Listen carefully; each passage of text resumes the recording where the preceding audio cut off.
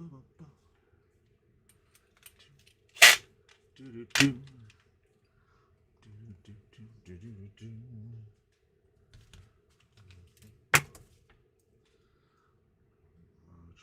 the stats, because I live in a 15-second delay, so I can't tell if anybody's watching.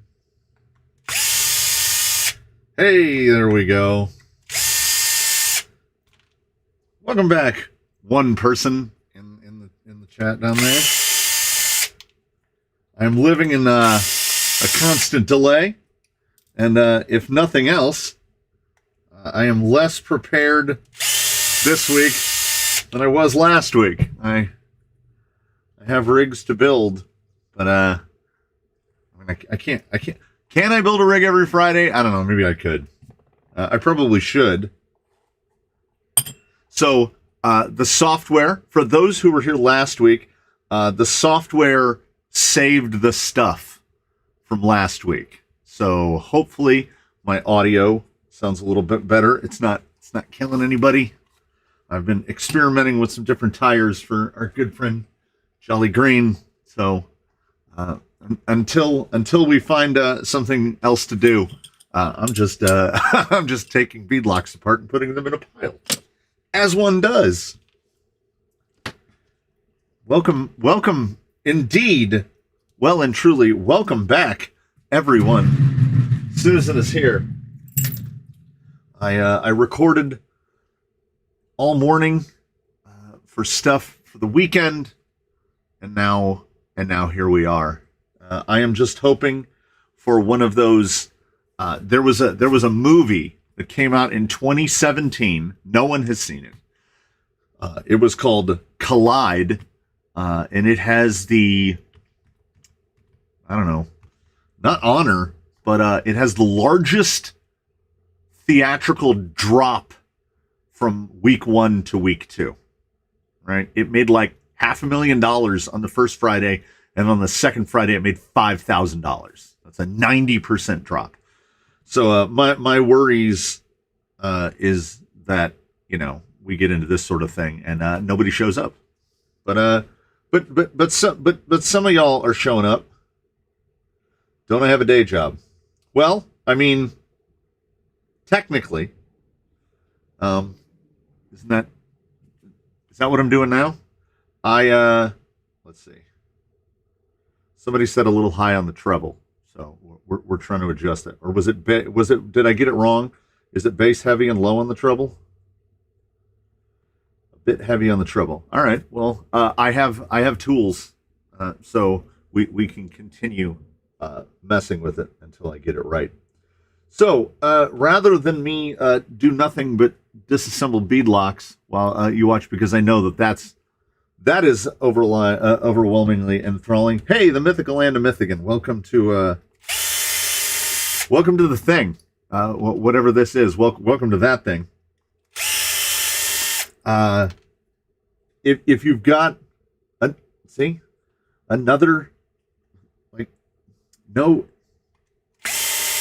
I'm yet to be. I know that there are a lot of places where weather is inconsistent and or all present, but no one has conclusively proven to me that Michigan exists. So it's going to remain Mythigan, because the one gentleman in chat there had sent me a picture from Mythigan where, like, there was green grass on the ground, and then he sends me a picture like 48 hours later, and there's like 4 inches of snow. I didn't think those were things that could coexist. But then again, I'm a Californian, so, like, we don't have seasons or weather really. It's hot or it's less hot. We live in a constant flux. I think so. Here's more insight that no one asked for, but I will provide it as we're here together as a collective. The algorithm suggests to me other channels all the time, and sometimes I don't know how the algorithm works. I don't know how it determines. Oh, you'd probably like to watch this, but there's an RC channel that it refers me to routinely, and I've never seen more than about 15, 16 viewers watching it at any given time. And I'm like, oh, that's rough. So I got 100 last week, which is far, well above and beyond anything I could have expected, because I watch streams for channels that have 1 million subs, 2 million subs, 5 million subs, and they'll have like 300 people watching at any given time. So I was like, all right, I'm going to guess there is no direct correlation between how many subs you have and how many people tune in for a live stream. You just have to randomly find people that are like yourself, not actively engaged in anything. Because, you know, with my podcasty nature, and people tend to use me as background noise, getting people to settle down at a specific time. This kind of goes against the grain of YouTube, does it not? Because YouTube is mostly structured towards watch whatever you want, whenever you want to watch it. But this also, I enjoy the interactivity of YouTube perhaps more than anything else. And this is definitely more interactive. We've got Florida and Quebec and Sweden, and come to Tennessee, you would hate this place. Yeah, any place. Okay, you've heard me say it before. 20% humidity is kind of a lot. If we had, and I mean like when it's hot out. We've had days where it's been over 100 degrees and like 40% humidity, and it feels like living death. And I don't like it. I could never survive. My wife watches a show. I want to say it's called Hometown. They're in Laurel, Mississippi, and they do like renovations on people's houses, and the houses are massive and very cheap because they're in Laurel, Mississippi. Like, I just wonder how many people they have lured to the deep south, not knowing that the humidity is like being underwater. Like you're just wet. You're just wet all the time. And I'm from the desert, so I'm too used to being dry. So I can't. How you people survive in the South? I don't know. Yeah, we got snow, and then they forecast us for more. Next week was supposed to do the same as last week with all the big rains, the ones that flooded Disneyland and whatnot, and then it didn't happen. It's going to rain for like 4 hours next week because we don't get 90% humidity. I have been when I was heavy on the cycling, people tried to talk me into going to do Ragbri, they ride their bikes across Iowa, and they do it in the summer. And no, Iowa is another one of those, you might not think it, but like mind-numbingly humid during the summer. So I'm going to take a pass. Any experience with liquid paint mask? Yes, I used to use liquid paint masks almost exclusively, and then that was replaced by laziness. I would rather cut masks. I was supposed to paint, they're out here, hold on. I was supposed to paint the bug, the Proline bug. We fired up the Cricut. I have a roll of OREOS 813. I can cut real deal window masks now. And then the high for that day was 52 degrees. And I know that you can paint in any temperature, but anyone who even is a proponent of painting in any temperature will tell you that if it's a nice day, the paint just works better. Like in that like 80 to 90 degrees is like perfect. The paint dries on time. It doesn't get all bubbly. It doesn't get all runny. And when I'm painting a body for myself, let's put something in frame. When I painted this thing, I didn't care. I used a heat gun and I used leftovers in cans of paint because this thing is already fairly decently savaged after having been out on the rocks just a couple times. But when I'm painting for someone else, I kind of like, I don't know, there's a higher standard than if I'm painting it for myself.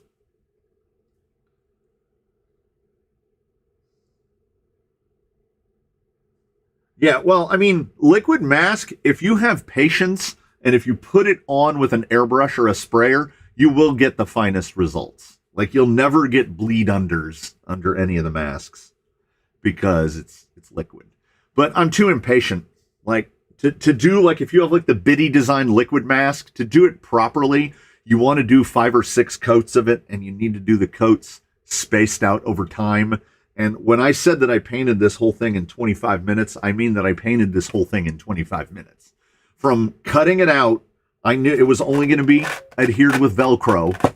So I needed to paint it before I could put it on the rig. So it got painted one color, did a little bit of black on the outside just by cutting through the window masks. I knew I wasn't going to do a patina, and if I'm not doing a patina, I don't particularly get any great feelings of enjoyment out of it. Painting bodies, I used to get a lot more out of painting bodies. Now it's something that like needs to be done. No matter what season, Iowa sucks. But hey, someone has to live there. That's how Iowa works, as far as I understand it. Average humidity in Michigan in August is 75%, 90% in the morning, 56% in the afternoon.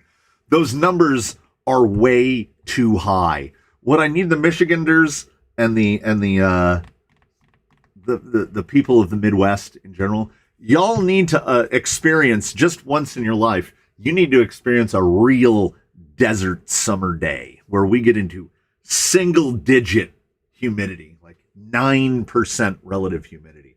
It's really a different thing.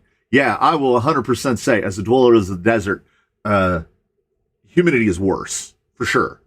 But you need that basis of comparison. We've experienced humidity. You guys need to get 117 degrees, 9% relative humidity. It feels like you're in one of those rotisseries that roast hot dogs.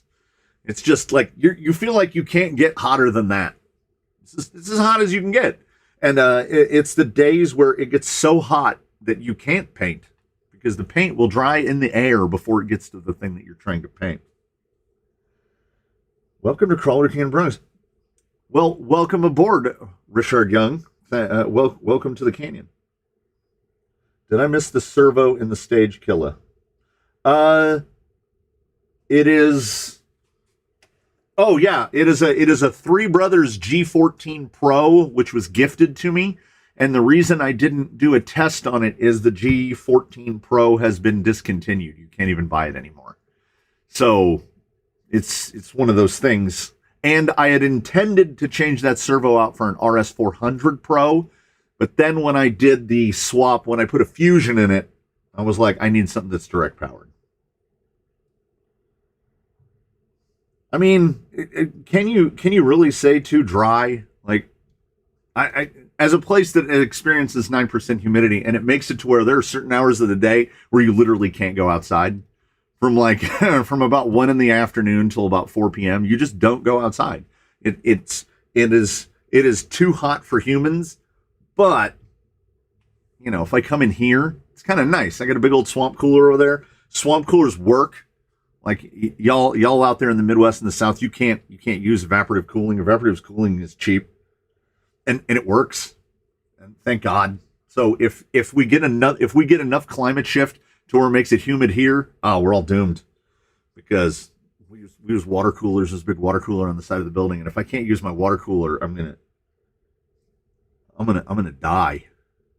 Well, I don't think you can come in the canyon. Well, here's the beauty of Southern California. It's really, really nice over 6 months out of the year. The winter, we're in the middle of winter right now. It's like the mid to upper 50s in the Fahrenheits. Spring is great. Fall is great. We have July, August, September is horrible. It's just it's just horrible. If you had seen any of the videos I did last year, we're doing temperature tests where we would get days where the temperature on the rocks was over 150 degrees. Yeah, that's a real thing. There's a guy, I don't know if he shows up in these because Australia is 17 hours ahead, if memory serves. So it is is it 5 in the morning? It's 5 in the morning in Australia. It's 5 o'clock Saturday morning in Australia. He lives outside Alice Springs, which is the place where people live underground because it's so hot. So I don't really have any room to complain about The 16th of February is absolutely the middle of winter here in America, because the first day of winter is the winter solstice is December 21st. So January 21st is a month in, and then you go 2 weeks ahead of that. So we're just past the dead middle of winter. That was about, a week ago, 10 days ago. And then in another 6 weeks or so, we go to spring, and then we enjoy that. And it's not until the real proper heat hits end of June, early July. It is 9:15 a.m. Saturday here in New Zealand. I was only off by like 4 hours. So, Did I get the package from Sweden? Yes. You might recognize these, the site. Oh, a buddy of mine saw these, and he wanted me to ask you. So this is specifically for the gentleman from Sweden in the chat down there. What did you use to do all your sipes? Because these are super clean. I don't have the kind of patience to do this, but he wants to do this on a set of some other Proline tire that he has. So I need to know. Yeah, that guy, the guy who says it's too awkward, that's who wants to know. I don't know. He can't. He is sat right over in the chair right over here. So I guess watching this happen on virtually is too weird. I don't know. We can talk about him after he's gone, so that'll be cool. So it is 17 hours for Australia. All right. Once you get across the date line, I don't know how anything works. None of it makes any sense to me. Yeah, ceiling fans. Hey, 7:15 a.m. Saturday morning, Victoria, Australia. It was close. Oh, yeah, because I assume most of the world has like summertime, what we call daylight savings time. Only now we do it more than anybody else. Daylight savings time in America now starts before we even get to spring, so it starts in the winter. And we don't turn it off again until November. So it's almost winter again. We have 8 months of daylight savings time and 4 months of standard time. We're in the middle of we're at the end. We're 3 months into the 4 months of standard time. I don't know why we don't just have the same time all the time. And I say that as a Californian where it's sunny. What is the time in Alice Springs? I don't know. The Australians do know the future. They are living. It's tomorrow. It's tomorrow morning. So one of the guys that I've talked to on Instagram from Australia, I'm like, this is the weirdest thing because I'm talking to you now and it's tomorrow morning over there. That's wild. It's wild how that works. Time is now and will forever be perpetually confusing to me. So aside from talking about everybody loves to talk about the weather. It's the default. If you meet somebody that you don't know and you have nothing to talk about because you don't know if you guys share anything in common yet, the weather is always safe because weather is either something that everybody loves or everybody hates. We have no control over it, so all we can do is complain about it. We also have no control over how the government treats daylight savings time and standard time. I know Florida voted to stop doing it like 12 years ago. They just wanted to stay on one time and not change their time. And the government was like, yeah, we'll get to it. And still haven't. And then I want to say California voted a couple of years ago, 2020, 2022, something like that. We voted to not do daylight savings time anymore. And here we are, still doing it. Because bureaucracy needs to have control over the time, and they don't want to relinquish control of the time. New Zealand seems like the most mythical place of all. I mean, when they wanted to film Middle Earth for Lord of the Rings, they just went to New Zealand. They didn't have to build anything. I would love to see. I'm pretty sure I mentioned last week that I've never been outside of North America I've been to the United States, Mexico, and Canada. I've never been anywhere else. And people would ask, well, where would you like to see? And I'm like, well, most everywhere, really. I would love to see a lot of places. I'd love to see Japan and New Zealand and Australia and a lot of places. But I am definitely at an age where probably not. I think the extent of my short-term / long-term goal is I'd like to show my kids Yellowstone. Not the show, but actual Yellowstone. They've been to Yosemite. I'd love to show them Yellowstone. There's a lot of amazing stuff here in America. America's very big. And my wife is trying to convince me to go to Jamaica. But from what I understand, it's very humid there as well, from what being so close to the equator. That comment scrolled up. I just got a brand new set of Canyon Trails. What do you use to sipe them with? So I am too lazy to sipe tires properly. So what I do, are these done? These are not done. So we can do this. So I cut out that middle row of lugs and I just use Hakko side cutters like this. And then these haven't been done on the sides, but I literally just go to the long lug and I make a snip like that. That's the extent of it. And if it's an S1, I leave it. And if it's an RTR compound, I pinch it down like that and I cut that little piece off and we get a little tooth on the corner and that's it. The sipe work that was done on these, this is far more involved than I can do. I bet these work fantastically and I am going to try them on one of the many Canyon Trail fitted vehicles here, but I haven't gotten around to it yet.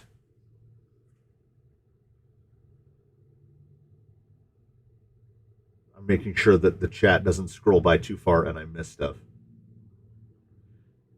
Yeah, like they say about when you drop out of daylight savings time and you drop back to regular time, who doesn't love daylight at 5 a.m. and dark at 4 o'clock in the afternoon? Because that's how it works. Because of where we are, it's still so weird to me that, the whole, if you go north, the further north thing, like, what is it, parts of the UK in the summer, it's not dark until like 9:30. And then I imagine that in like Sweden and Norway up there, I imagine that you guys in the summer, what time does it get dark over there? It's got to get dark real late. Like really, because it gets dark here at like 8:30. Oh, hey, I know. I'm pointing at the screen. Okay, there's two screens. There's that screen and this screen. I'm pointing at this screen. Hey, how's it going? I'm seeing people down here in the chat that have actually been here, that have been physically to the canyon, but haven't popped up in the comments in a while. About 6 a.m. in Alice Springs. So I was off by an hour. Very thin cutting disc for the Dremel to do the siping. So, like a diamond one, or like abrasive wheels, or the fiber reinforced wheels. There's a lot of thin Dremel cutting discs. I'm going to assume that it's the like kind of brown, sandy looking ones that wear out really fast because those are really thin.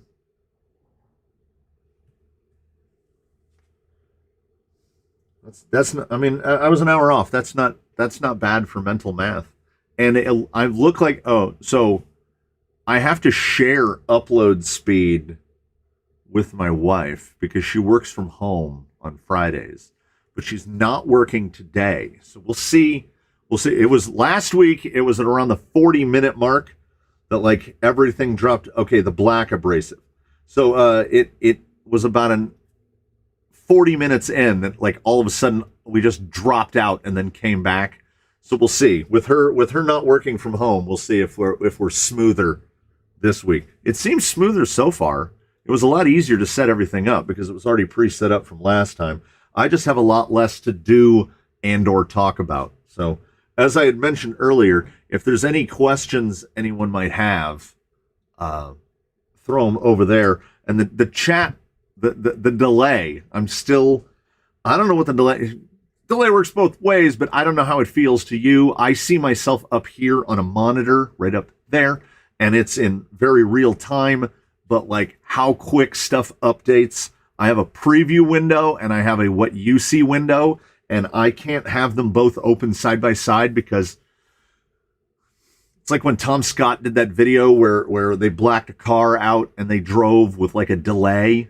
And once the delay gets to a certain point, your brain goes, I can't do this. That's what this delay is like. So I can only watch one window at a time. I wonder if I can reach.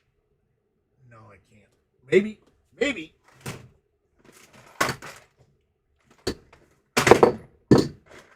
Just knocking stuff over.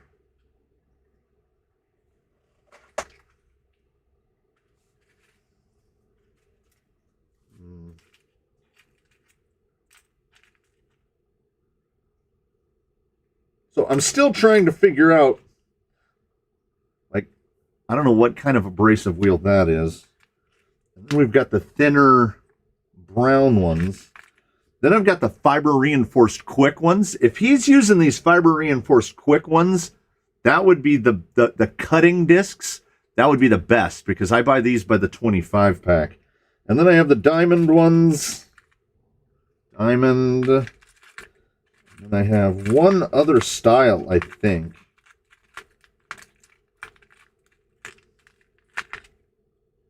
Yeah, I've got like a more coarse brown structured wheel. If it is this type, the fiber reinforced, those are my favorite ones because they never shatter and throw chunks of disc at your face. So that would be great. The Maritimes. What's a Maritime? The delay for the chat is about 30 to 40 seconds.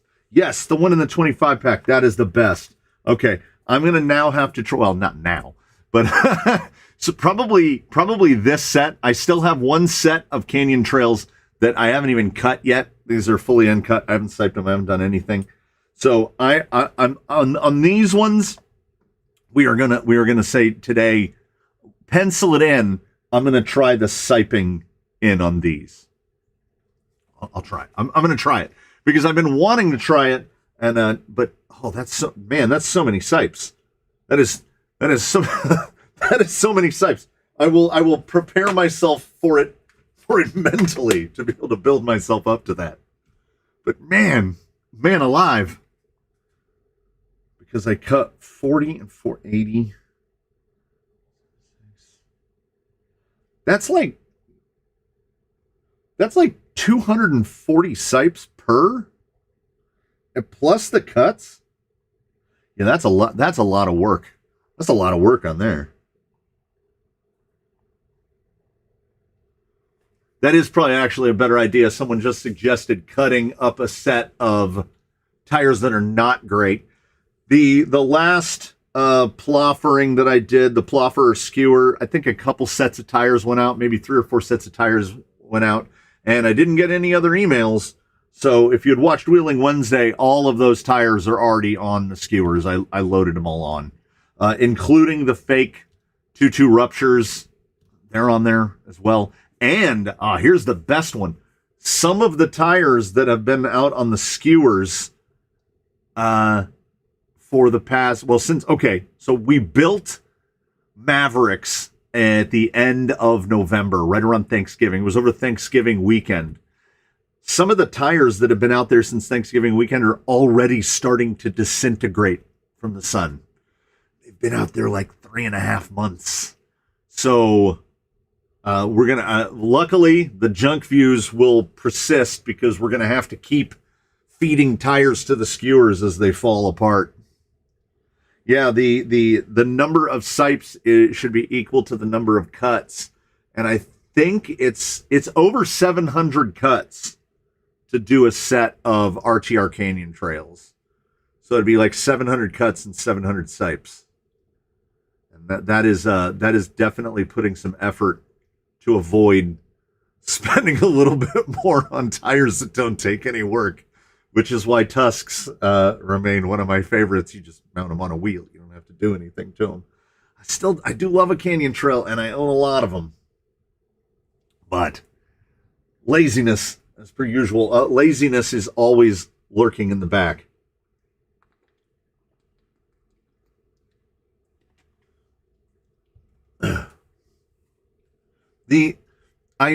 I'm pretty sure I mentioned in the review regarding the fake rupture.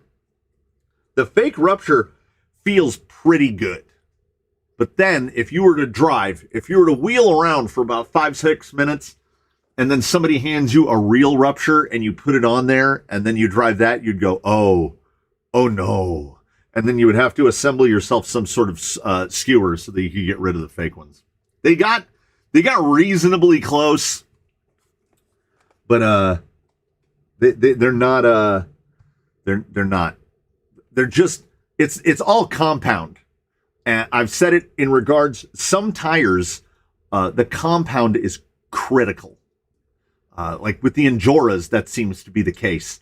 But with many tires, Canyon Trail doesn't really matter with the compound. I tested fake 1.9s, which were identical to 1.9 Canyon Trails, and they were very, very close. Because I think it's the tread shape of the Canyon Trail that gives it its strength. The S1s require no break-in, so they're like the best ones. Then you get the RTRs, and the fakes are just below it. But Canyon Trails, by and large, are so cheap that there's really no point in buying fake ones because the real ones are inexpensive. How would you go about tuning the front of a rig to scale an incline of more than 45 degrees other than brass? Before you add brass, you should go... Well, okay. So before I get onto the brass thing, yeah, the fake ruptures are great because they are dirt cheap, and regular ruptures are usually impossible to get. The performance of the real ones is good enough over that I would recommend, over time, get yourself some real ones. But they're not terrible. The 2.2 rupture was pretty close to the 2.2 real rupture, but the fake 1.9s were better. I've since given them away. I don't even have enough places to use my real ruptures. Yeah, Proline G8 is the better Proline compound. Potential hot take, fight me on it, because the Predator is so temperature specific that I would recommend the G8. Yes. So if you don't want to throw brass at it, and I mean, realistically, you're probably going to have to add a little bit of weight. If you look at the link separation in the front relative to the link separation in the rear, you can use a link riser at the axle, or you can just raise the position here. You want this is controlling anti-squat. So we want the rears to where when they collapse, when this is collapsed, we don't want this to point down below the line of the links in the front. We want to keep the anti-squat point in an imaginary zone out here in the front. Whereas in the front, the links can absolutely collapse like that, because what that's going to do is, to my understanding, is as you're climbing, and getting steeper and steeper, and these links are pushing back, it's moving the traction point of the tire underneath the tire. So you're still clawing here. So if you ever watch, like this guy in particular, other rigs of a similar assembly, when they get to something really steep, you can see the tire pulling the front over. So instead of it trying to eject you over backwards, because of the anti-squat, because the imaginary line of the link comes out up here, it causes the front axle to try to drive down. Because there's a certain point that you're going to get to where you're going to have to add weight in the front just to try to get the bias. Like this guy is pretty light. He has for what I do here and for the stuff that I try to scale, he has a fairly optimized link layout, but you can definitely optimize your link layout before you add any weight. You don't need to add weight. Luckily, places like Deluxe have got the heaviest weights for F10s, AR44s, AR45s, Capra axles, and inexpensive. You'll spend this thing has $50 in weight on it total. And he does not need any more. 6139 on the weight distribution with knuckle weights in the front. Just get as big of a knuckle weight as you can. So fake rupture compared to fake tusk, the mixed racing fake tusk. As far as a fake tire goes, the fake tusk, the mixed racing, what do they call them, mixed racing crawler tire, these are the best ones. These are so close to a real tusk that if you drive these back to back, these are like 95%. The compound isn't quite there. It doesn't quite have the same overall performance characteristic as a real tusk. But these are as close as anyone's gotten. And I guess we'd call this would be a copy, right? Because they don't say J Concepts and stuff on the sides. Whereas the ruptures that we've seen have been clones. They say J Concepts 3530. They've got the same numbers. They've got the same everything.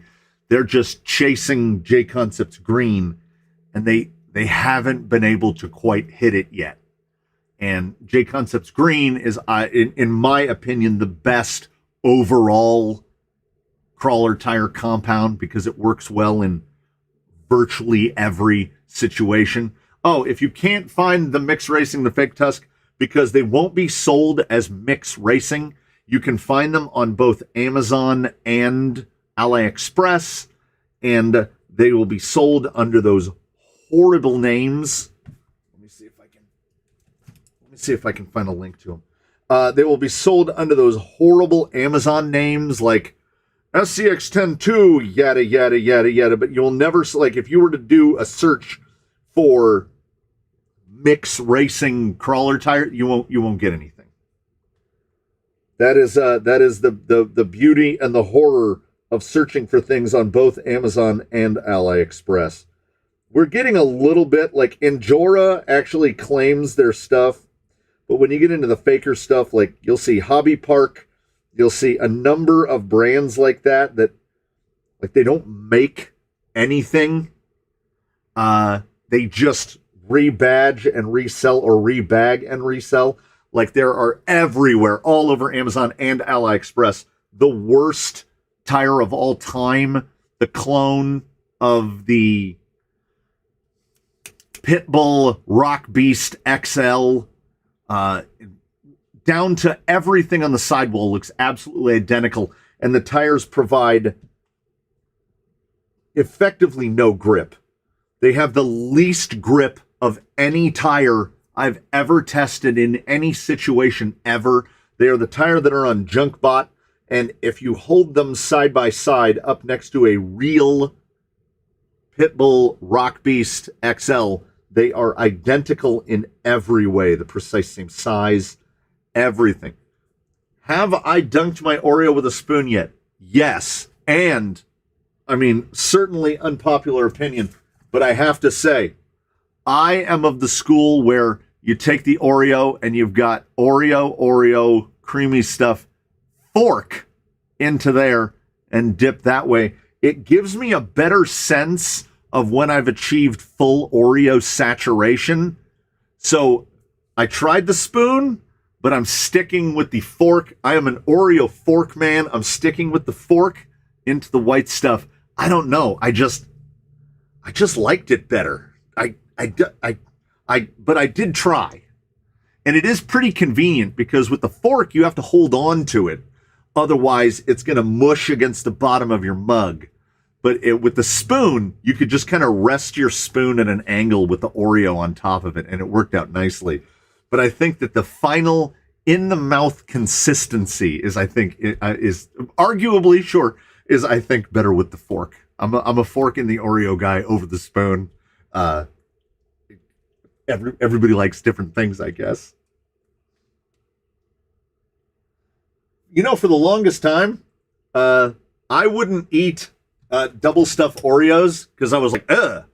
And I was like, you need the correct ratio of cookie to stuff inside the cookie. But now, you know what? I'm good with the double stuff. I'll take any Oreos. I'll take the vanilla Oreos. I've tried peanut butter Oreos and chocolate Oreos and any number of Oreos. And you know what? They really landed on something, and this is why they've been around for so long. Oreos are pretty good. So if you were to search on Amazon right now, the gentleman who talked about fake tusks, glow-backed. If you search for glow-backed 1.9 tires, the Mix Racing fake tusks are in there as Style 3 on Amazon. They are not easy to find. Style 4 are the Mix Racing. We tested them. They're on the skewers right now. Style 1 we've tested. Those are on the skewers right now. Style 2 are the fake Baja Pro X's. Yeah. So this particular purveyor of clone tires and knockoff tires, realistically, the fake tusks, which are half the price of real tusks, are the only ones that are actually any good. And the other ones ranged from pretty bad to extremely bad. I have tried the chocolate. I almost missed that one. I have tried the chocolate covered Oreos, and as a person who would take chocolate over virtually anything you put in front of me, too much. It's the chocolate covered Oreo is too much.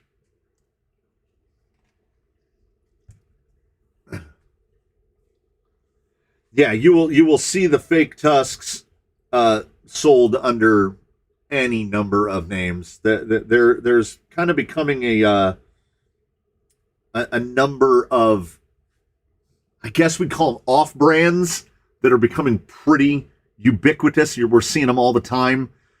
Glow-backed, Ghoul RC Lions, the bizarrely named Benedict Harry, QT, that's QUE-T. None of those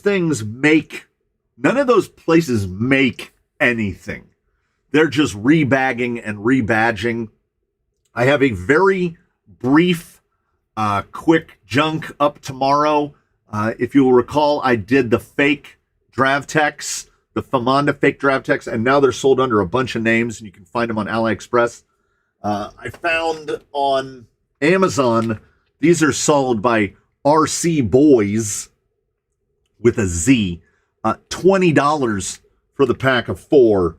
So we do the full tear down of and go through of the RC Boys fake Dravtex. And I knew I was going to talk about them on here, and that's why I made a shorter thing for people to see tomorrow. So I will show you. So these are filled with perhaps even more mineral oil than the Famandas, but they are cosmetically identical and everywhere. They're the exact same size. I rated all the springs. They're the exact same springs that come with the Famandas. But the retainer, the spacers, the seals are all just a little bit different. Some of the measurements are a little bit different. Everything's a little bit different. And the best part of it all is if you want evidence that none of these companies actually make anything, you need to look no further than this. You remember the beep, boop, beep, boop, beep, boop, beep.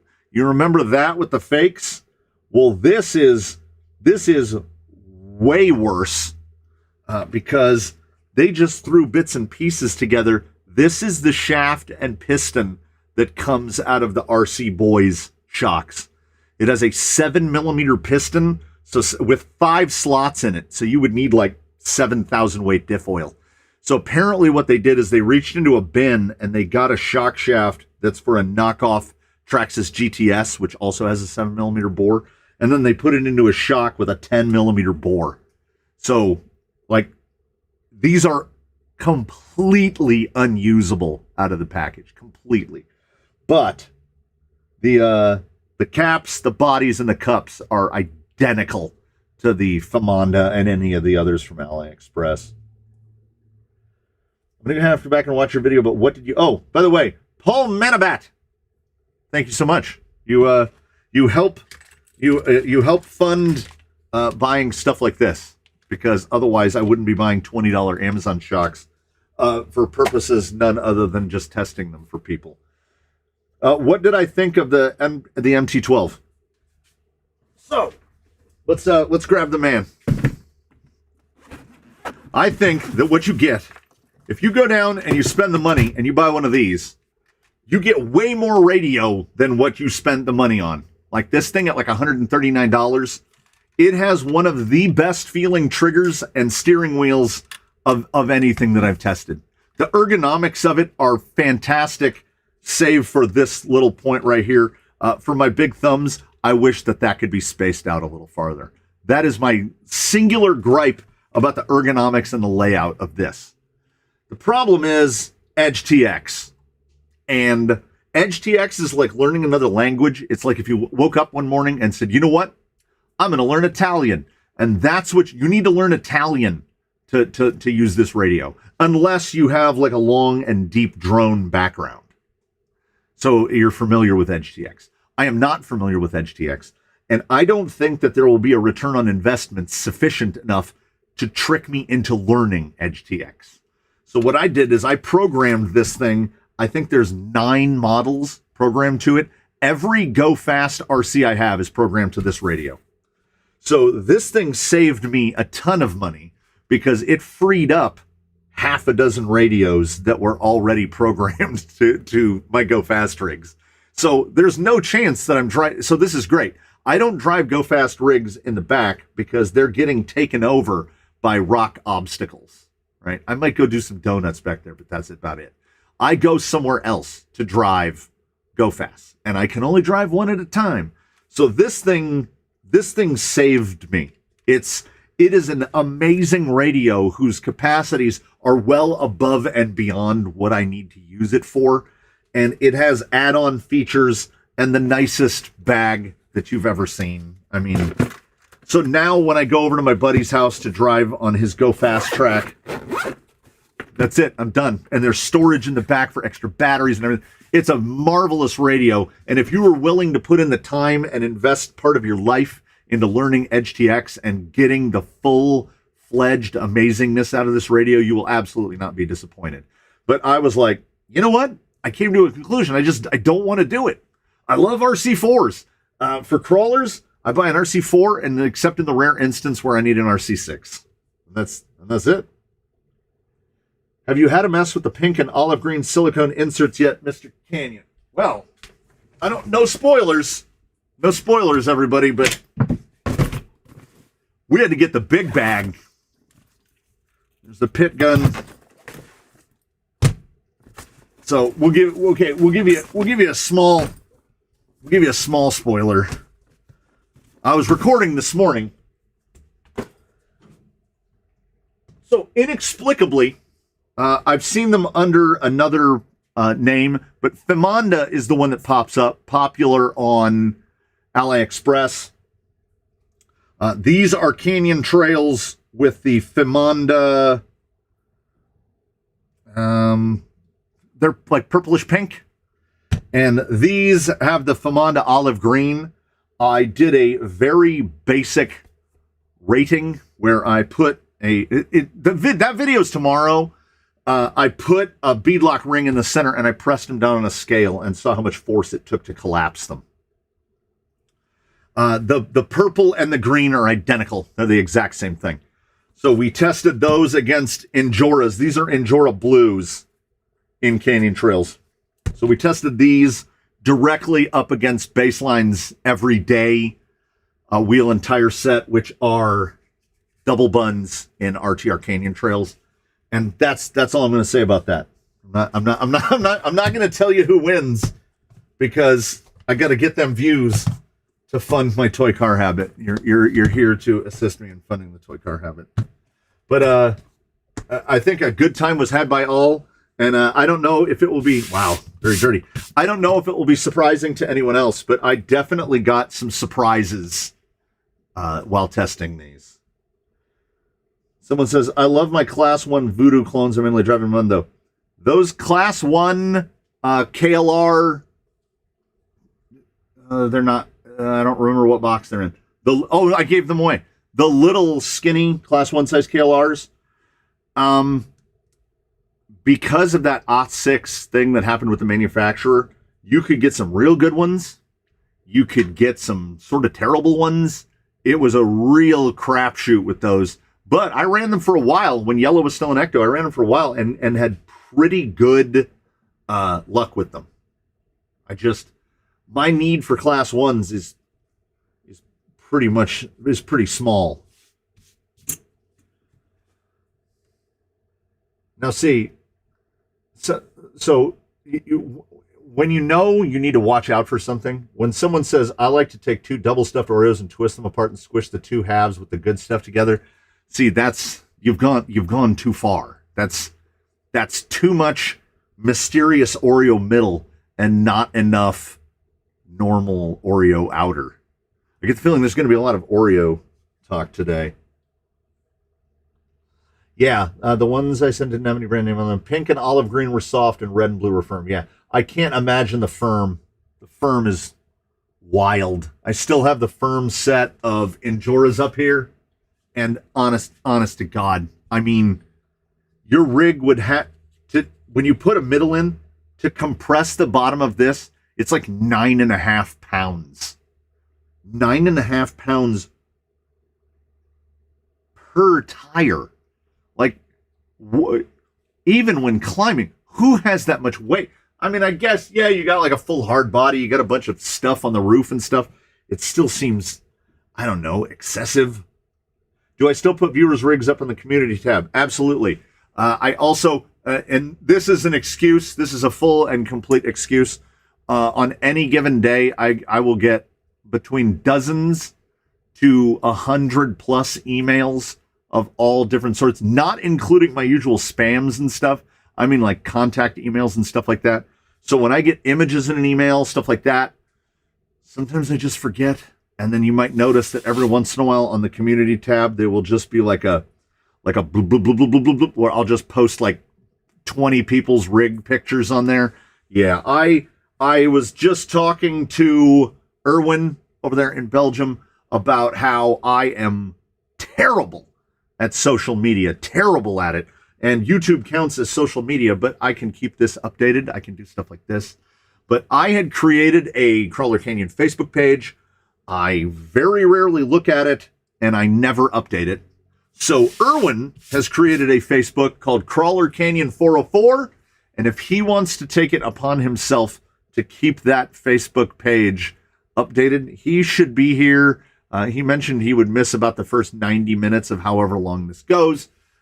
He mentioned that he would be updating that. So that's on him. So if you mess with the Facebook, you can check out Crawler Canyon 4. I believe if you just do a search for Crawler Canyon 404, the Crawler Canyon page will come up, and then you can find me, Crawler Canyon, on Instagram, and that's me.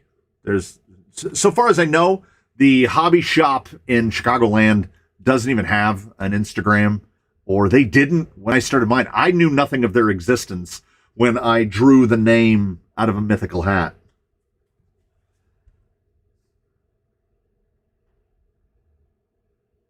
Yeah. I have the pictures of that Hilux. Red inserts for Capra kits. Is climate change real? All right, here we go. You ready? There's only one thing that the climate does, and it's that it changes constantly, nonstop. That is inarguable. Anyone trying to claim that the climate is not changing has apparently never stepped foot outside. The climate is changing. Now, the point of contention, the argument is, have the actions of people changed the climate? No.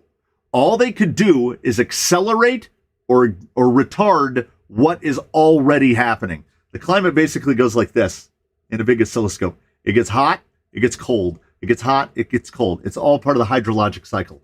So the argument is, did human action do something to affect it? The obvious answer would be to say, yes, we've put a ton of CO2 into the atmosphere, oxides of nitrogen, all that stuff. But as someone who studied science for a lot of years, you can't say that because we don't have another statistical model to compare it to. We can't compare anything that happened before people to stuff that's happened with people. So has human interaction affected the climate? Maybe. Can we undo it? No, absolutely not. We lack the power to undo, to alter the climate. We still can't tell what day it's going to rain, right? Like, they're getting better, but 4 days ago, it told me we were going to get 4 days of rain. That it was going to rain Monday, Tuesday, Wednesday, Thursday. Now we're going to get rain Wednesday night for about 2.5 hours. And that's what they say now.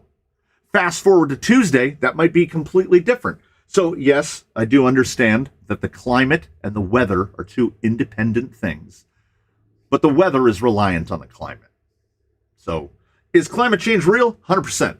That's all it does. We go through a freeze-thaw cycle. It has to thaw to put more water into the system to bring the temperature down so it gets hotter before it gets colder. This is basic stuff. This is Oceanography 100, which I took one of the first classes I took out of high school, and I learned more stuff in that class than I thought I would learn doing anything in the rest of my life. That we are insignificant is the problem, and a lot of people aren't happy with insignificance. They want to think that there's purpose or something.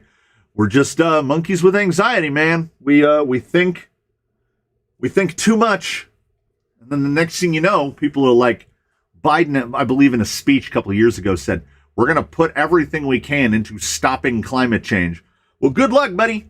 That'd be like trying to stop it from raining, or as someone just said in the comments, stopping a volcano from blowing up. Like, we are not in control, man. We want to think we're in control, but we are not in control. Now I just rambled and I've missed like 25 comments. Almost done with my first Endura LCG build and it looks promising. You go. That Endura makes some excellent dirt cheap LCG kits. I tell you what. How do the sizes work for pivot balls for the links? I'm trying to set to fit my FTX Gladius. Okay, so hollow balls generally come in about 4. Okay, wait, let me just grab the bin. So in hollow balls, you're going to have 4 basic sizes. You're going to have 5.7, 5.8, 5.9, and 6 millimeter. And when I state that, I mean, if you put a caliper on it, and if I can grab this, and measure the actual ball. So the diameter of the ball will be either 5.7 through 6 millimeter. Then you're going to have the different lengths, and they are typically 6, 7, and 7.5. Then there's oddities. A Traxxas ball, with few exception, is 5.7 by 7. Now, other companies, I don't know. It's very popular outside of the United States for whatever reason. Like when I buy these big variety packs of rod ends like this, they will use 5.8 millimeter balls. If you put a 5.8 in a 5.7 rod end, not great. If you put a 5.7 in a 5.8 rod end, also not great. It's kind of easy to tell when you've gotten it wrong because you pop the ball in and then it either doesn't move or it wiggles all around like you've been using the rod end for 5 years. So the best way I would say is to pop one of the balls out, use your little tool, pop a ball out, measure it lengthwise and in diameter, and then it will be really easy to get balls to suit. That's why I end up with very little in 5.7 by 7.5 because that's almost all axial, that's all element. And then 5.7 by 7, dozens of them, because anything that's double shear, I can't think of a rig that has double shear with 7 millimeter balls. They're all 7.5s or bigger. And then the next thing you know, you'll end up with a ton of extra hollow balls, and your parts bins will grow.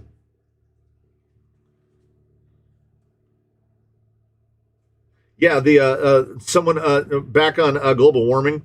One of the hottest years on historic record, I only trust weather records that go back about 75 years. We only really started tracking it seriously in the 1950s. So prior to that, it's like a dude writing out an almanac. But in the historical record, in the 14th century, were the highest temperatures, the global temperatures ever recorded. Like some of the hottest summers ever written down on record were in the 1400s. But we're also talking about a time that, like, if you got sick and died, it could have been a witch. So that doesn't quite hold up against modern meteorological techniques and sciences. What are the cheap link pack rod ends? They are by Mias, and they are on Amazon. $38.99 for 100 rod ends with balls in them. And they are what I used exclusively on this guy. And they are not as cheap as the cheap ones that related come in my favorite, I think it's RC Lions, that come in my cheap RC Lions, my favorite, the same link pack that's under here. When I buy these links, I don't use these ends because the part that's outside the hollow ball is wafer thin on these.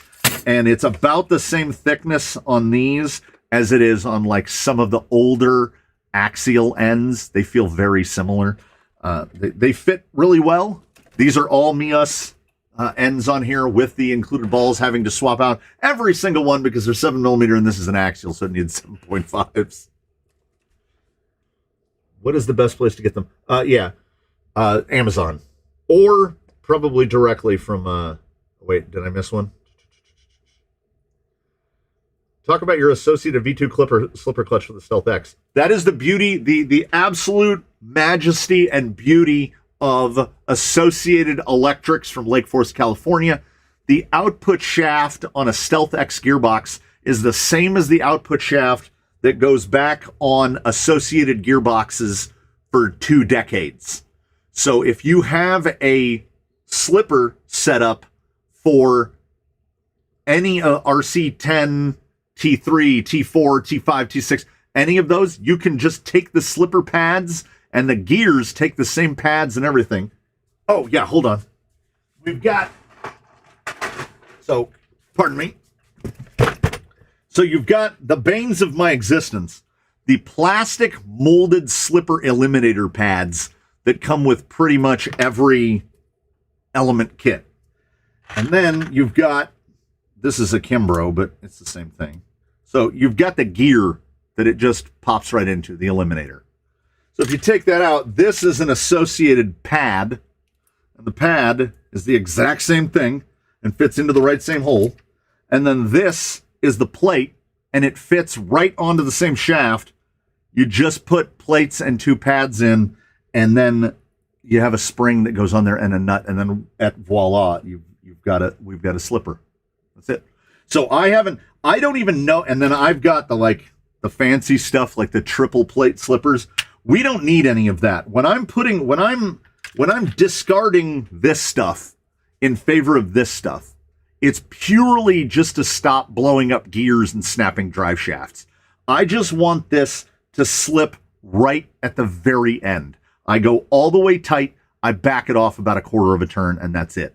These are crawlers. They don't require slipper clutches, nor are their performances enhanced by having a slipper clutch. The slipper clutch is purely there as a safety measure. And that's it.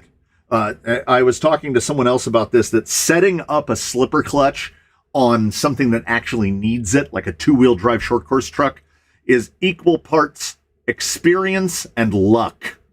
There's no science to it. There's no art to it. You kind of know. You say, this is about right, and then you drive it, and you go, nah, not quite, and you will turn it a 1/16 of a turn tighter or looser, and then you're good. And then the track will dry out, and it'll get looser, and then you've got to tighten it down or loosen it again. It's 4-wheel drive is fantastic, man. You have to rely a lot less on slipper clutches.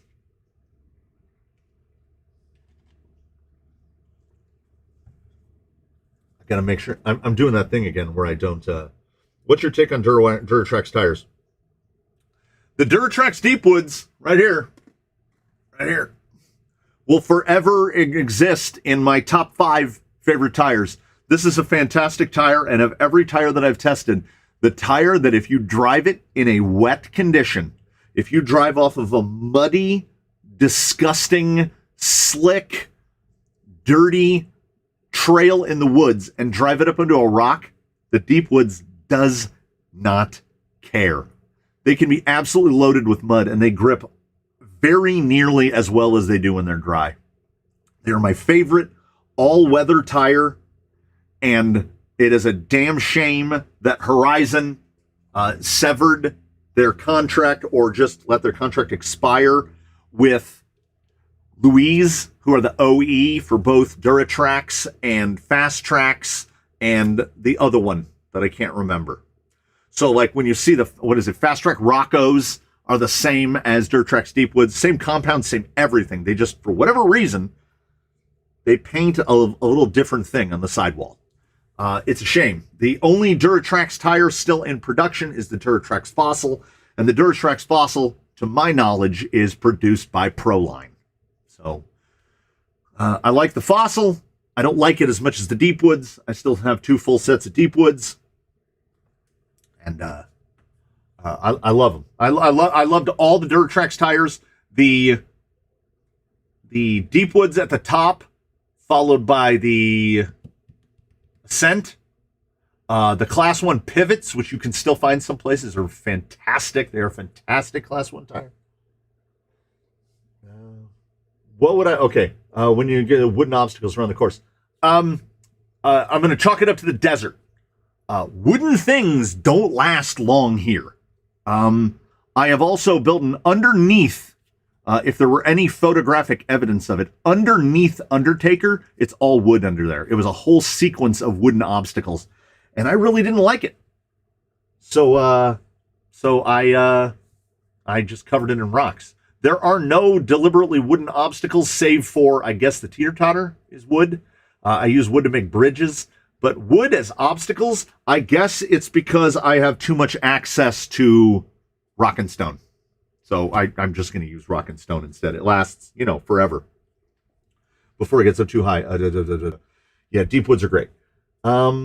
We see what would you charge to paint a patina paint job on a PL comp wagon cab? I wouldn't charge you anything. If you supply the materials in the body, I will paint it for you. The thing is, if you need it now, I'm not your guy. I have a creep cab that a gentleman paid for. He bought the body, and it's hanging up on a hook right over there, and I have not started painting it yet. One day, I will paint it. We have 11 bodies here that need to be painted, and I'm not currently painting any of them. So if you need it now or sometime in the near future, I'm not your guy. But I do love to paint them, and there is one less here. The creep that I painted for Irwin is somewhere between here and Belgium. But I paint them, and I don't charge people for it because I generally kind of enjoy it. But I don't charge because then I feel like there's a time obligation, like I got to get it done right now, and it drives me nuts. What was the story with Holmes Hobbies and the reason you don't run them anymore? The customer, so I had a customer service hullabaloo where I still have the emails, and to anyone who voiced a dissenting opinion about my feelings about Holmes Hobbies, if I were to publicly post those emails, they would be like, oh my God, I will never buy from that company again. So it's very much a similar situation with my general distaste for Proline and why I still don't buy Proline. Proline got better after they got bought by Horizon, which is wild to think about, That Proline bug body that's right over there on the VRD is one of the best Proline bodies I've seen in decades, but it doesn't motivate me to go out and buy Proline bodies. We still have a lot of other options. This body, whether you love it or hate it, is about $30, mid-30s, $32, $33. That's what these things should cost at most. Creep cabs are about $20. Proline selling a Power Wagon cab for $64 is basically this close to being what I would consider a crime. Are you going to test Rhino Crawler Hyrax tires? I didn't know that Rhino Crawler was making tires. There's a bunch of stuff from Rhino Crawler that I want to test, and I would absolutely test Rhino Crawler Hyrex tires now that I know that they exist. Would I put a slipper on a puller rig? No. They need, well, I don't know, maybe? You would have to have some sort of, it would need more like way back in the day, they used to make fluid clutches. It would need almost more like I have zero experience in doing tractor pulls. So I don't know if they just want maximum torque to the ground at all times, but I would assume some slip in there would be beneficial, but I would think you would need something that is adjustable either on the fly or something that is automatically adjusted by RPM. Don't try to get me into tractor pulling. I did look into sleds because I would love, you want to do a traction test, you hook your rock crawler up to a pull sled. Pull sleds are insanely expensive. Far too expensive for it to be something to mess around with. You would think wood will last better in a dry environment. You would. But if the wood is not treated, like as in painted or sealed, it's so hot in the summer that the wood dries out completely. And then when it gets wet, the water goes inside, gets all into the dryness, and it just starts to disintegrate from the inside out. So like pressure treat lumber will last a really long time, but like we'd built like stuff for outside, like basic, like a little like sofa that uses cushions you buy from the home improvement store, and you have a nice place to sit. And within 5 to 7 years, it's just completely disintegrated. So the desert is mean. Yeah. I almost missed it. Yes, Louise absolutely still sells, but you can't get them here.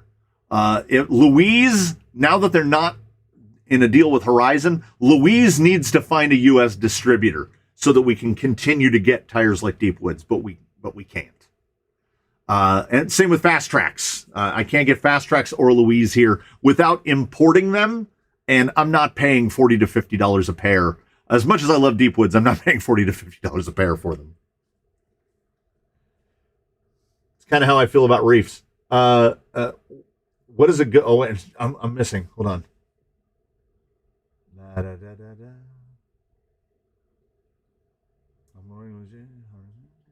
What is a good servo for a heavy trail rig?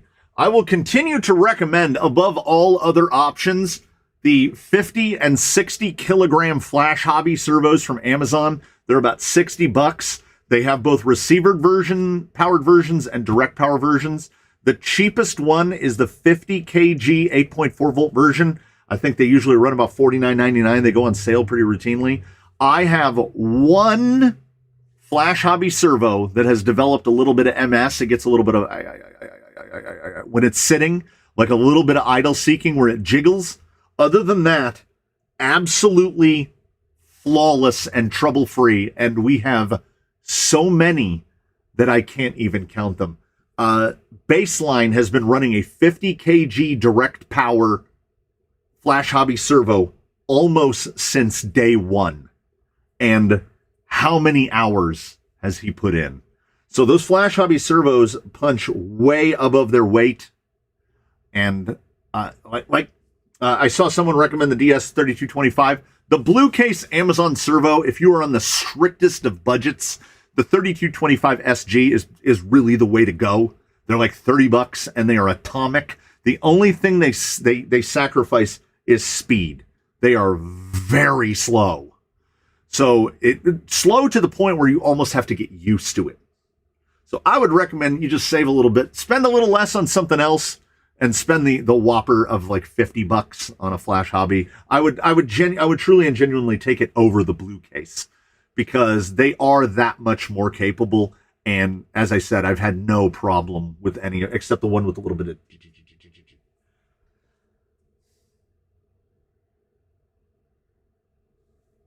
Yeah, if plenty of mud in Louisiana. Yeah, I get it. My wife cajoled me into making a mud pit on the one part of Mavericks, and I still haven't filled it with mud yet because I hate I hate filling. I hate cleaning rigs off. When I did the bogger test, everything was mucked, and I cleaned it immediately and put them away, and was like, I'm not driving for 2 more days. Would you ever consider doing some sort of collaboration with another YouTuber in appearance? I mean, yeah. I mean, all they're going to get is hands. But yeah. I mean, if anybody calls me up, I'm not turning anybody down. It's just the offer. The offers aren't rolling in. Let's put it that way. Yeah, I honestly did. Back talking about the pull sled again, I did look into how they're constructed, and there was a dude on YouTube that built one using like old bicycle parts, like sprockets and pulleys, so that when the wheels turned, it went to one pulley and then it went to another, so that it would pull the weight block up, and it looked genius. But it is in a realm of fabrication that isn't specifically the realm of fabrication that I operate in. I think I could maybe do it, but that's a maybe. That isn't even a hard maybe. That's a maybe.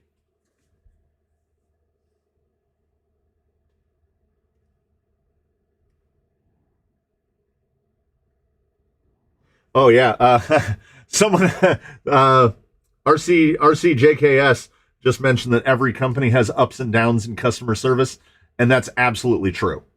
The problem is when I have a bad issue, it's got to be bad. Okay, I've gotten bad customer service all around. The customer service treatment that I got from Proline in that instance all those years ago, and the customer service interaction that I got with Holmes Hobbies, they were equally like terrible. Like terrible. Like it was aggressively bad. Like I felt like I was being singled out and punished for something that I didn't know what I had done.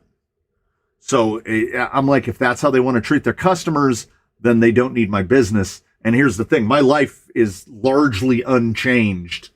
People send Proline tires in and I test them, and I still say the flat iron is my favorite Proline tire, but I have no motivation to run out and buy Proline tires because I still haven't found one that's as good as just buying a Tusk. And God, I will never call in to J Concepts to get bad customer service for them. Well, I haven't had to because I haven't had any. I buy from them bodies and tires. They don't make anything that can break or blow up. So I don't want it to be ruined for me. But yeah, Castle Creations, on the topic of Castle Creations, I have heard, and this goes back to the early 2000s, I have heard some stories about dealing with Castle Creations, and I have been lucky. I had a Mamba Max Pro go back, and they didn't even ask. Now, this was ages ago, but they didn't even ask questions. I sent them the thing in, and they sent me a replacement, and bish bosh, and it was done. Now, that was ages ago, and I don't know if it's still the same, but I've heard some people talk about that, oh my golly, Miss Molly, they have gotten punched around by Castle Creations, but I can't speak to it. I can only speak to negative treatment from Holmes and Proline. I mean, if you're running a Copperhead, any speed control is going to be quieter. I mean, realistically, I don't know what Castle is doing with their chips on the inside and what's causing all that pulse width, but they are the loudest speed controls out there. The gentleman who was in the chat and then disappeared has a vehicle called Tank, the TRX4 that I drove in a video that has the red cat kaiju body on it. It's the loudest thing I've ever heard. I mean, it's a nitro. I mean, it's not a nitro, but aside from, if it has an electric motor in it, it's the loudest one I've ever heard. I'm scrolling up. Club 5 Racing sells Louise. I almost missed that. If Club 5 Racing sells Louise, somebody put that up and let me know. Yeah, the thing, and here's the deal with the Rhino Crawler and the Rhino V80s. I'm just waiting. I'm just waiting. I haven't gotten one that's failed yet. But I feel like the QC is not all the way at the top. At some point, I'm either going to get a DOA one or I'm going to get one. This is why I don't buy mine from AliExpress anymore. I spend the what I call $20 overnight fee, and I buy them from Amazon. Yeah, they're $20 to $25 cheaper buying them from anywhere else, but buying them from anywhere else isn't Amazon. If I take a V80 ESC out of the package and it doesn't work, ABC guarantee from Amazon, baby. That thing is going back, and I'm going to get the money back, and I'm just going to buy another one because I'm expecting the QC to tank on one of those. We get QC tanks on stuff all the time. I've had DOA, these little guys. I had one of these. It wasn't a CNHL. It might have been a Z. I had a Z last 3 cycles, and one cell just goes stone dead. And I was like, that's the price of doing cheap business. These are $15 batteries. They're not all going to be winners. They're only good for a few hundred cycles, maybe 100 cycles. Let's be honest about it. But they're also very inexpensive. So, we're saving a lot of money on the Rhino. So if every once in a while one goes bad, that's what we get for trying to save money. Yeah, to send you a set of Fast Track Roccos or Paso from the UK is about €45. That sounds about right. My friend told me putting a ferrite core on the signal wires would get rid of servo jitter. There are still you'll still see some cheap servos that have the lead wire wrapped around a magnet. And they all used to come like that. We all used to see servo wires with a magnet wrapped around them. I've never seen it do anything at all. So, couldn't hurt, but we used to take the magnets off because they wouldn't fit when we were trying to get into a receiver box or something. And I never noticed any difference. Also, in operation, I never noticed the jitter of that servo anyway. It jitters when it's sitting still, but it's not like it's taking the torque or the speed away from the servo. It just doesn't quite know how to center right. It's the pot. It's the digital or analog potentiometer that determines the centering. The thing has gotten a little out of whack. I could take it apart and deal with it and potentially either fix it or kill it. So I would rather just deal with it jittering a little. When I got a bad SHV 650, it was a minimum of 5 days for their support reply. It took a month to get it resolved, unfortunately. Yeah, mine was over a month. It was over a month, and I emailed, I try to give them some time. I don't want to feel like the guy that emails over and over and over and over and over again. And I didn't talk about it in a video for 3 weeks. And I don't want to talk too much about it. I consider the matter closed. But what's funny about it is when I mentioned it in that weekly update video, I got an email the next day. And that really puts a distasteful taste in your mouth. That when you go loud, as they would say, oh, now you get attention. So I guess maybe I don't have enough subscribers. Maybe I could have gotten more attention faster. And I don't want to think about that. So we'll just leave it. Yeah, BL120 is a great speed control.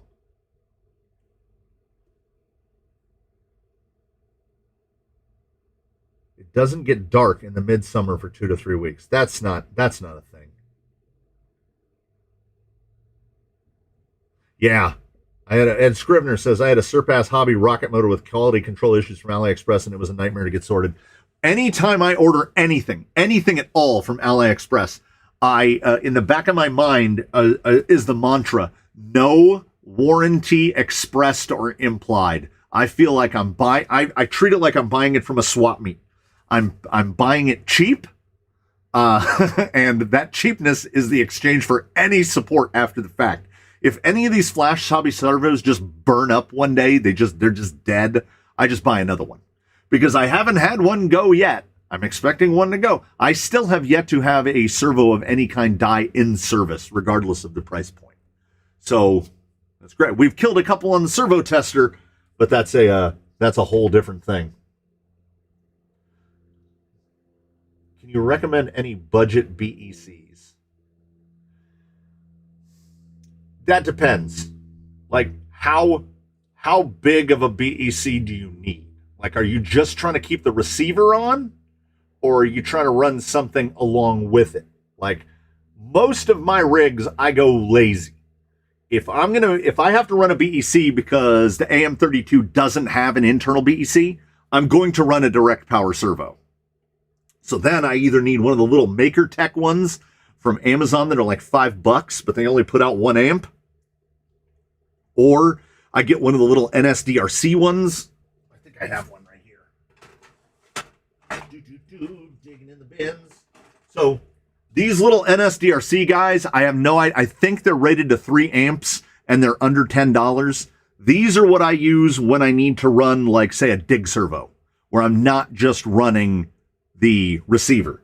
If I'm just running the receiver, if I can find it, there's another NSDRC. It's out here on the bench somewhere.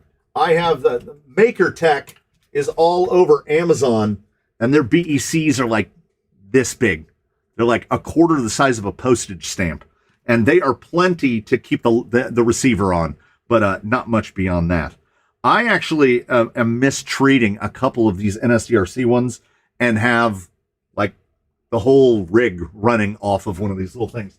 Kind of partially in a test to see how long it would take to make it explode, but they've all lived with direct power servos. I'm not trying to run a receiver powered servo off of one of those tiny BECs.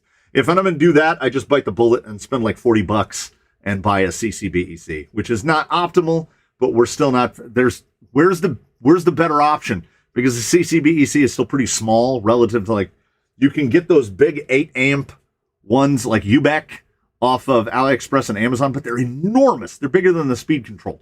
And I usually don't want to deal with it. I just want to deal with it. I would think that most, if not all, of Reef's servos are AGFRCs. The Reef's 99 is an A20 CLS. It's the same servo. And the way servo technology is moving, it's already getting outpaced. Like the little Injora that I'm using for dig duties, it's convenient to have them right here. So this little guy right here, the Injora 2065, the 7 kg model, that's been out for a little while. Those are $17 on Amazon. The new Reefs, wow, I really bent that. The new Reefs that just came out, the 55, is half the amount of torque and it's slower and it costs $55. So I don't know. That's good to know about Ovonic. I'm still gutted about the price of shipping on that 10.3 SCX. Man, New Zealand is no joke. Shipping stuff to Europe is expensive. Shipping stuff to Australasia, to Australia and New Zealand is prohibitive. It's absolutely prohibitive. Shipping that chassis in the 10.3 builder's kit box was, what was it, $80, $90? It was unbelievable.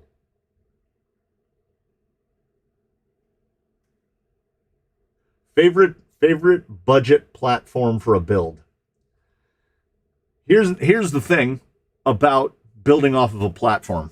Like this guy right here he is again still, is Capra axles, an AliExpress chassis, and an Amazon gearbox.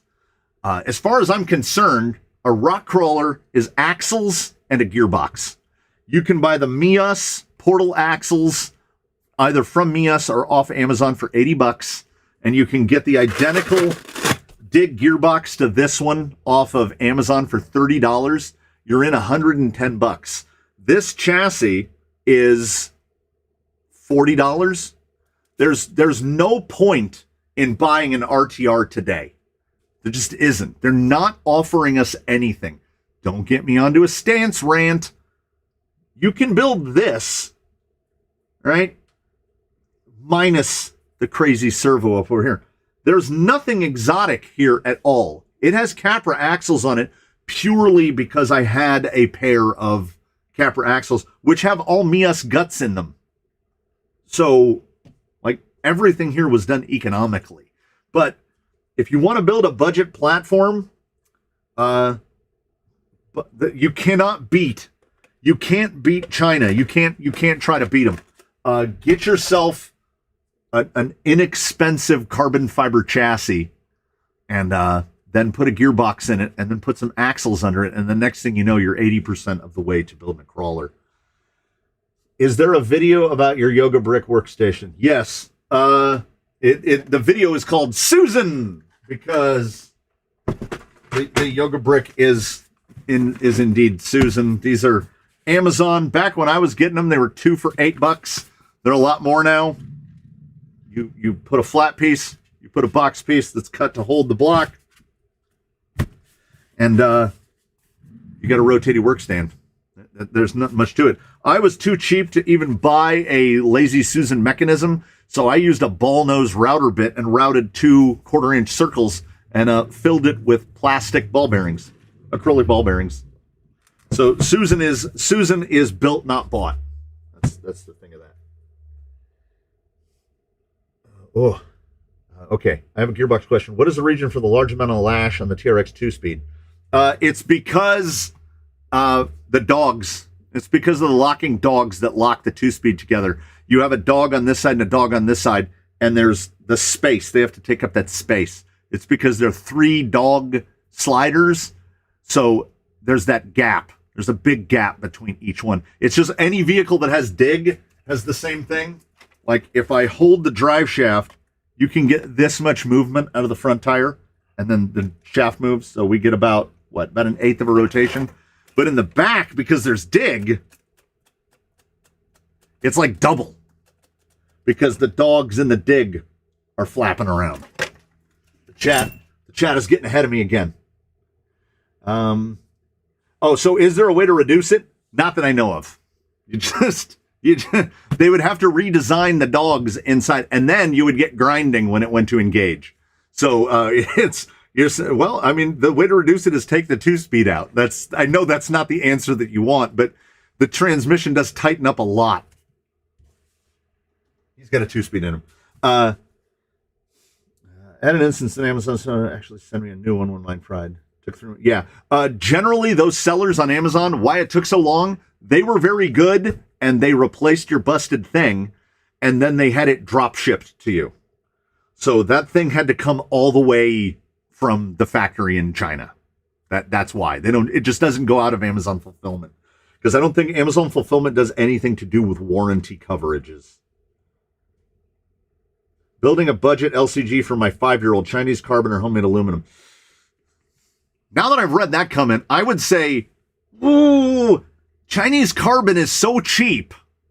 And I honestly think something like the Amazon, something like the Endura setup for TRX4, I would have no worries about the durability of this. And they are wildly inexpensive, and it pretty much just bolts together. I think it could probably withstand a small child. I think the axles are going to be the thing that is going to have the hardest time withstanding the driving talents of a 5-year-old. I think it'd be fine either way. Aluminum bends rather than breaks. Carbon will break. But if you have the ability to make a chassis, you could go ahead and buy something like the Endura carbon chassis. And then if the kid breaks one of the rails, disassemble it, clone it, make it out of aluminum, and you've already got all the other pieces. So as they would say, Bob's your uncle. TRX4 axles are still my standing recommendation for rigs for kids because they are really difficult to break.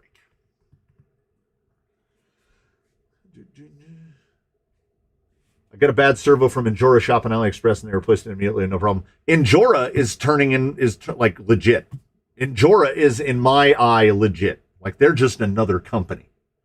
I've been talking to, I talked to Lynn and Jeff at Endura, and they've been super solid.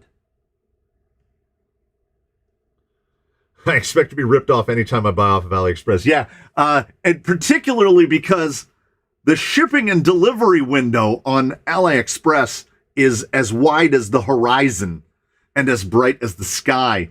I've had stuff show up in 6 days. I've had stuff take like 25 days. You never know what you're going to get. I have the guts of a bad fake Tulo right here sent to me from by the gentleman in Sweden.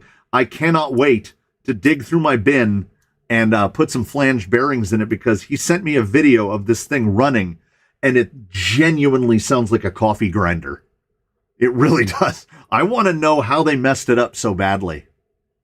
And if nothing else, I will use the black housings and replace because in Lolo I've got the purple housing one. I'd rather have the old black one. It just looks nicer. Okay.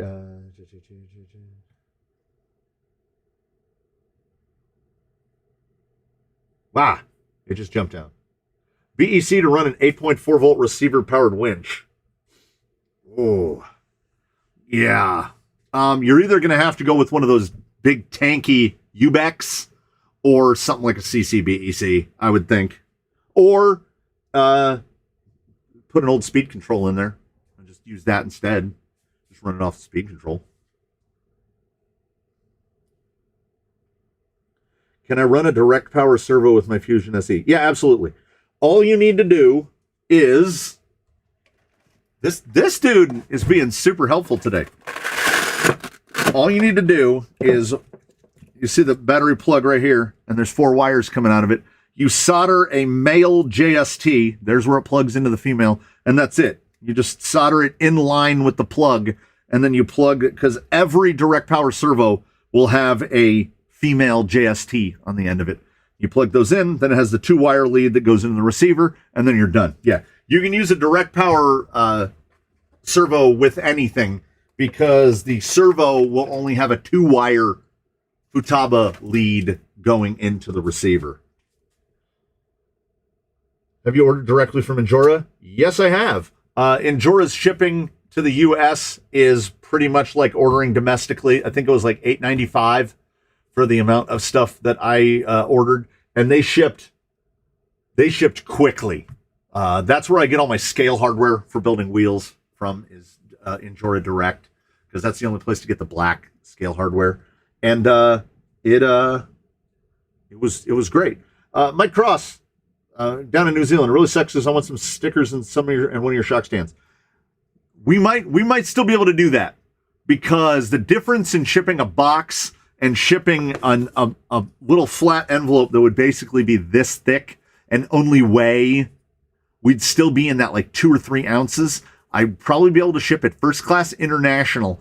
I'll need to get your address again at some point. You'll have to email me your address again, and I'll see what I can do. I've been when I mail out the decals, this is what I do. I do them in envelopes. Does the light come through it? I pre-package them all out, 12 stickers, 12 backers, and I send them out in envelopes. And the lovely people who have PayPal'd me money in exchange for the decals, we are a global community here. And if it costs me a single United States stamp at 68 cents to send stickers to you, and you're a person who sent me $10 or $15, the dude that I have to send stickers to in Canada or the UK or whatever, it's going to cost more. It all gets spread around. Everybody gets 12 decals with backers sent to them wherever they are in the world, and I just stick as many stamps on it as I need to stick on there, and we use it to spread the love around. And we will run out of stickers eventually, and then I'll order new stickers, and they won't need backers on them. Can you post links to the axles?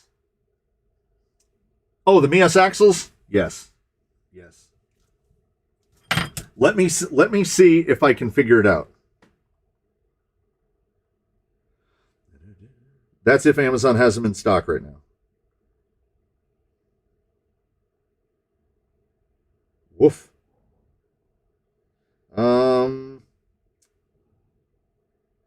No, they are out of stock on Amazon. You can order them directly from Mias. That's where I've had to get the last 2 sets of axles. And Mias is the absolute industry leader in fastest shipping you can imagine. I got a set of axles from them in 4 days from China, and they were delivered on New Year's Day. So directly from Mias, they're the exact same price as the Amazon store. The only one on stock on Amazon right now is the axles with the weights and the diff covers, and there's a definite upcharge on that. So I wouldn't do it. I want you to be okay. Oh, spin it.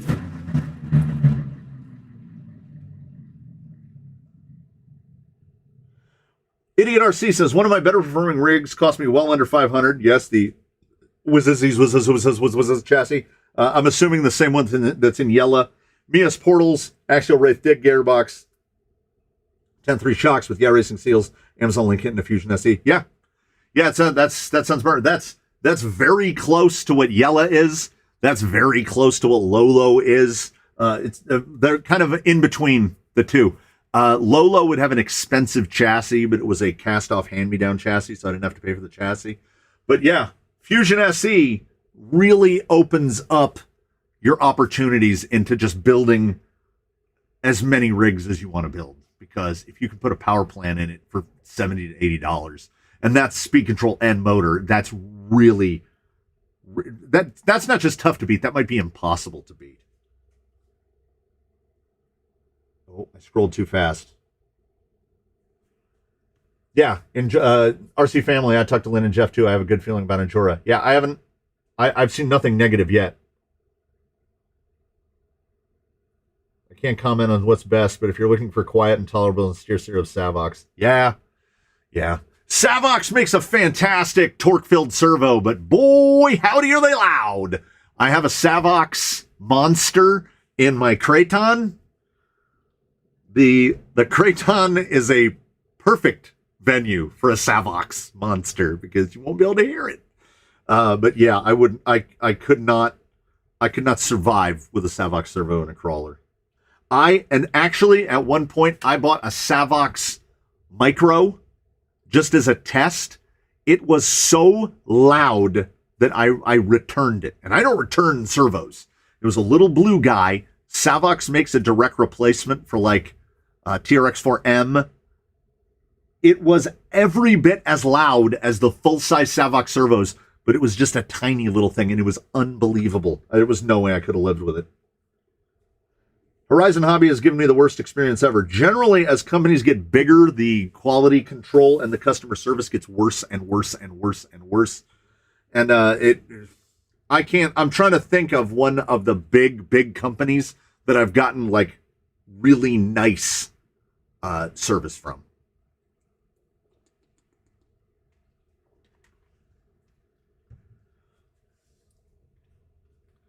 What would be your motor ESC recommendations for a TRX6, mainly trail and some rocks with typical wet UK weather? Because of the weight and the size, I'm running an Axe V2, the big Axe system in there.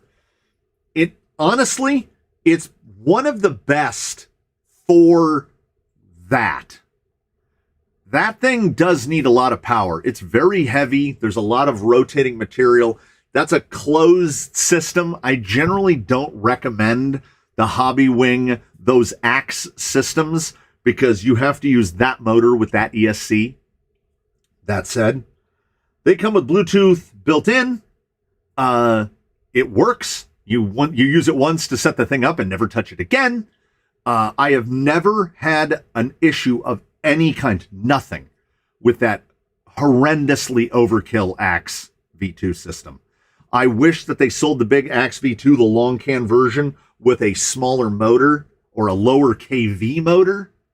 I know in the 540L versions, you might be able to get away with the 540L, but the TRX6 is really something that is kind of calling for that big 550 size motor. And it does, it really does well.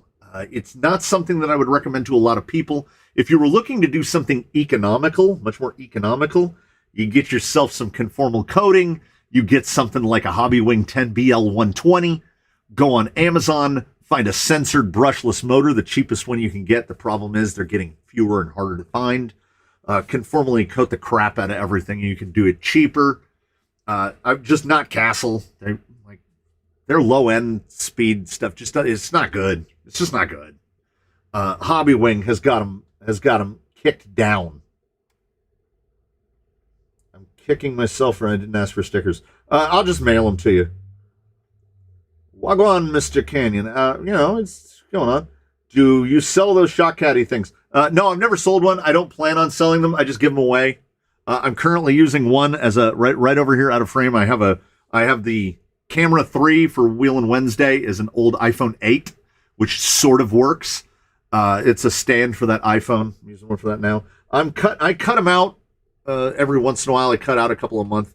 And then if something's shipping out to somebody, you can see I have a couple over there that still need finished painted. I just send them off to people. So I don't know. I choose wildly and at random who gets a hold of one.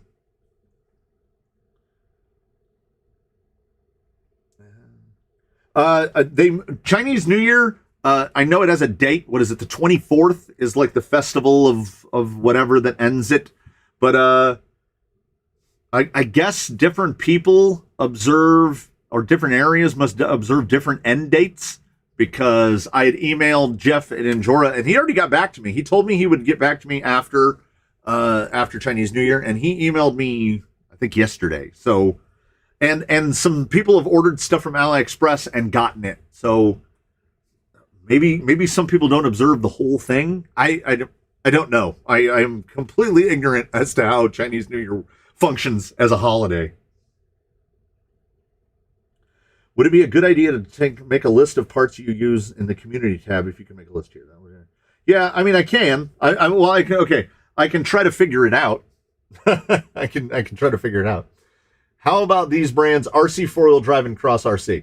RC 4-wheel drive. I'm gonna put it down the way I feel about it. They are here.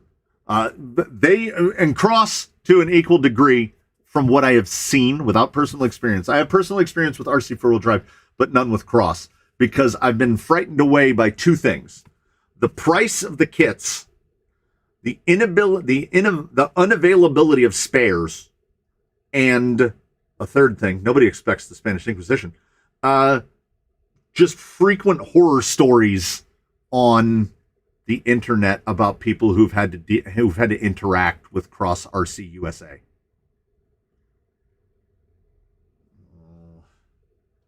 I still got high bandwidth. Am I there? Am I here? I won't know if I'm here. Oh, okay, good. I can open it over here. Oh, it hasn't even changed strength. Oh, it's doing it again. Oh, I can put people on timeout. Oh, no, now I have two chat windows going at the same time. No, we got to close that. Okay, there we go. I'm almost catching up. Yeah, that Enjora 35 turn, the like $15 one. I'm assuming that's what the person that's what Rascals RC is talking about. Yeah, it's perfectly competent. I mean, it's not, and I know this will date me, this reference. It's not a Cadillac, but it's definitely functional. It's the Enjora 35 turn 540 is the Toyota Corolla of motors. It ain't the best. It ain't going to get you the front parking spot at the club, but it will get the job done.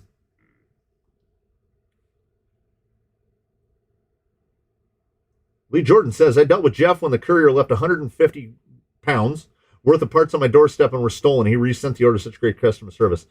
I could tell you something. It's not my place to tell, but I could tell you a similar story with an opposite outcome from the aforementioned RC 4-wheel drive. Yeah, Savox, you can never complain about the performance of Savox. They make immense amounts of torque, and I cannot recall anyone ever breaking one. They will break the things that they are attached to, but they are noisy. The 9iMod servos have not surpassed Flash Hobby for me because 9iMod tend to be like $6 to $8 more expensive, and for what? I mean, 9iMod is not a name that carries cachet with me. I have several of their servos. I have a bunch of their Outrunners. They make a fine product, but you either need to get price parity with with your competitors on Amazon, or show me why your stuff needs to cost more.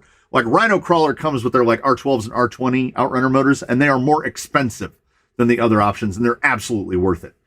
If I had the budget, I would be putting not R20s, S12 and S20. I would be putting the Rhino Crawler S20s in like everything. They have so much torque out of such a tiny little motor. I could get to stop running these big 3548s. What would you recommend for a 540 for a very heavy Tamiya high lift? Can you fit a 550? You can put a 550 torque sleeve on the outside of a 540 and that'll help. You can try to volt it up a little. There are some 540 motors out there that can withstand 4S. So that's a possibility. I don't know. To me, very heavy is like 10 pounds. But if we're talking about a very heavy Tamiya high lift, I'm assuming we're talking like 12, 13 pounds. I'm missing some again. I think I heard in a video that you said that a 9-ion servo was very loud. I have the 60 kg direct power 9i mod, and it is in use. Like when it's loaded, it goes, it's very loud.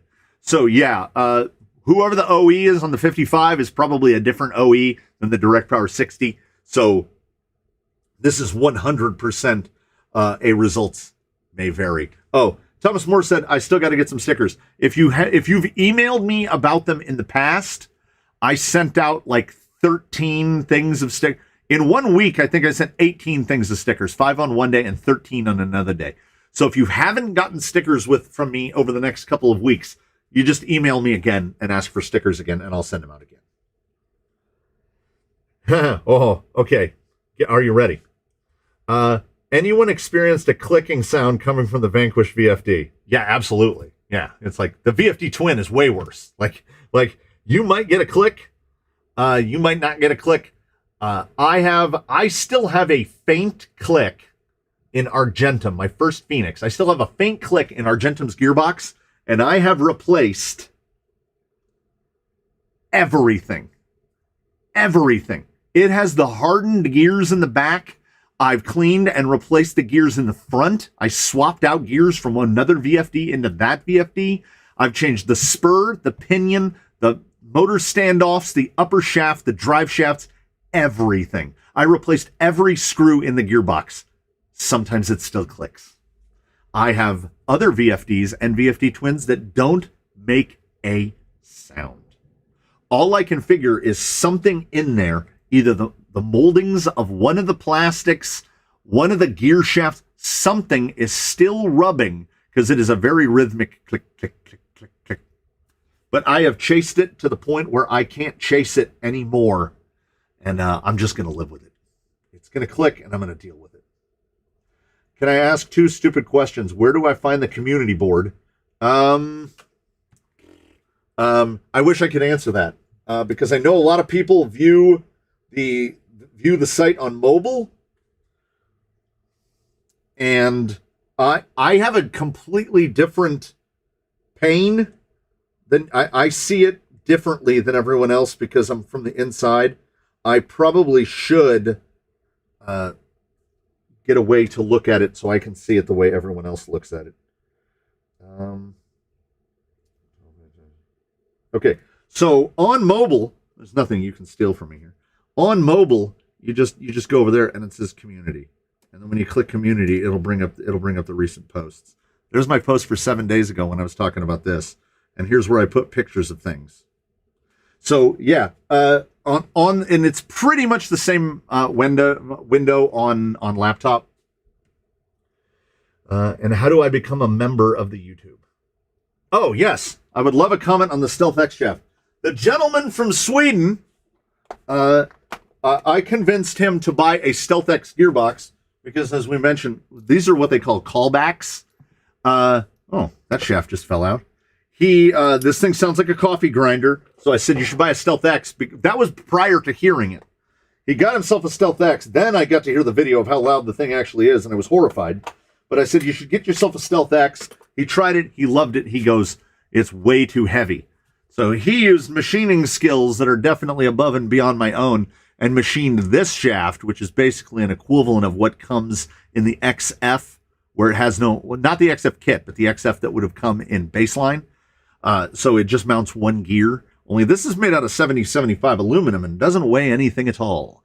So I am going to be building an ultralight Stealth X for application on an upcoming build, and it is going to have this shaft in it. I'm honestly thinking about doing it in Ghost Rover. We'll see if it happens or if it goes into another build. I might rebuild Ghost Rover's gearbox because he doesn't need underdrive overdrive in the box. I can do it in the axles. He's not running element axles.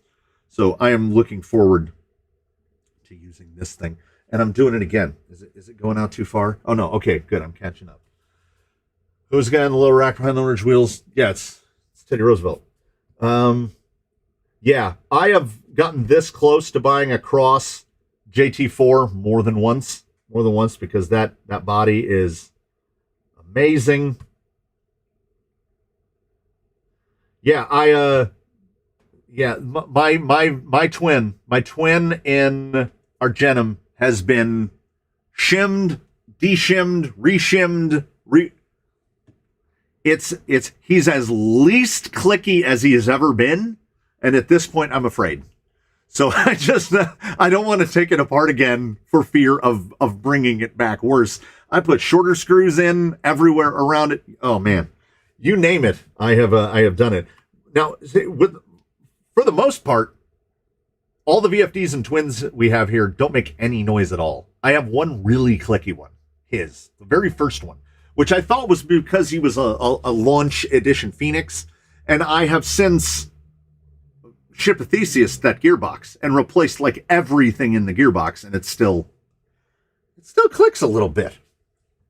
Yeah, I think I'm assuming if Vanquish knew what it was, they'd announce the fix or address it, but no luck. Yeah, I don't think even they know where it's coming from, unless it's a molding issue with the plastics themselves.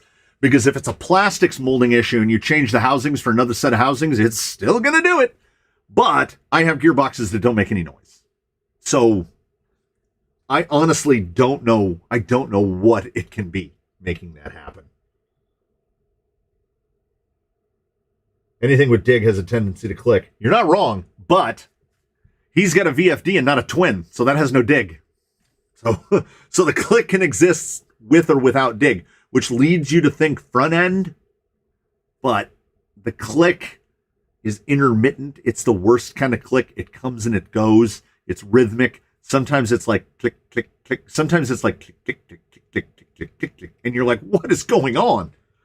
Yeah, I'm just done chasing it. I think the overdrive is loading something up. It's possible.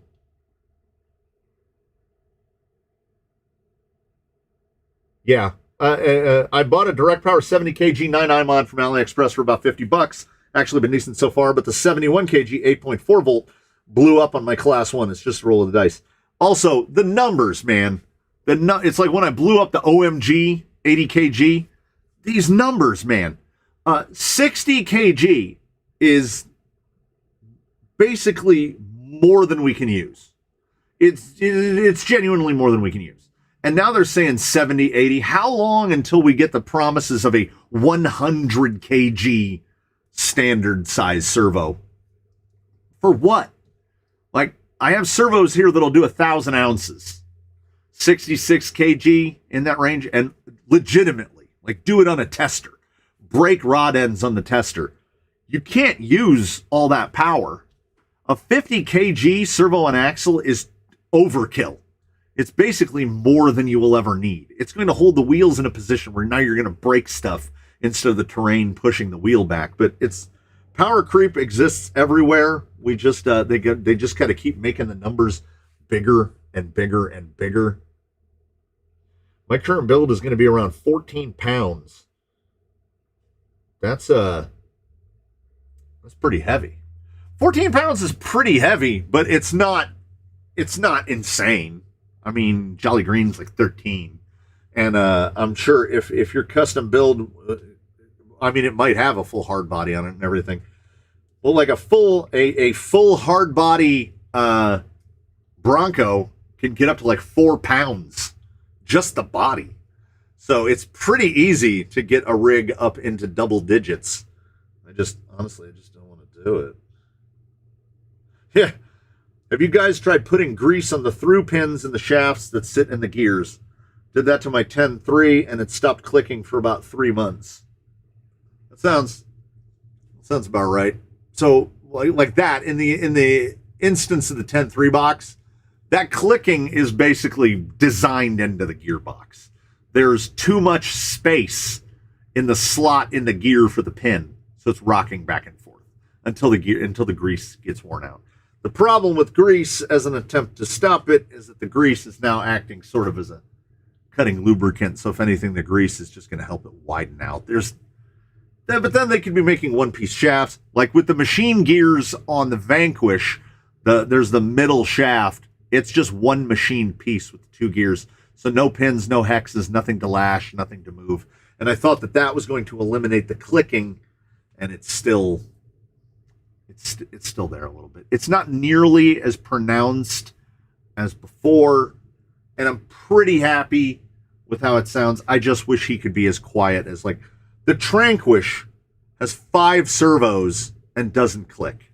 So with lockers and dig and overdrive and everything else, and is pretty quiet.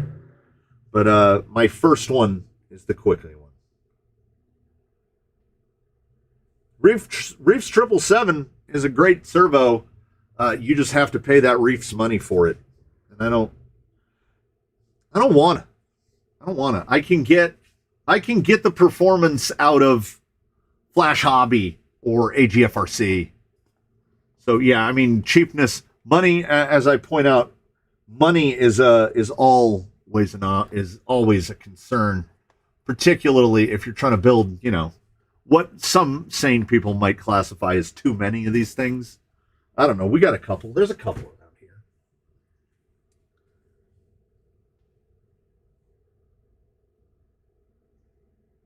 No money's an issue. What's the dream right now?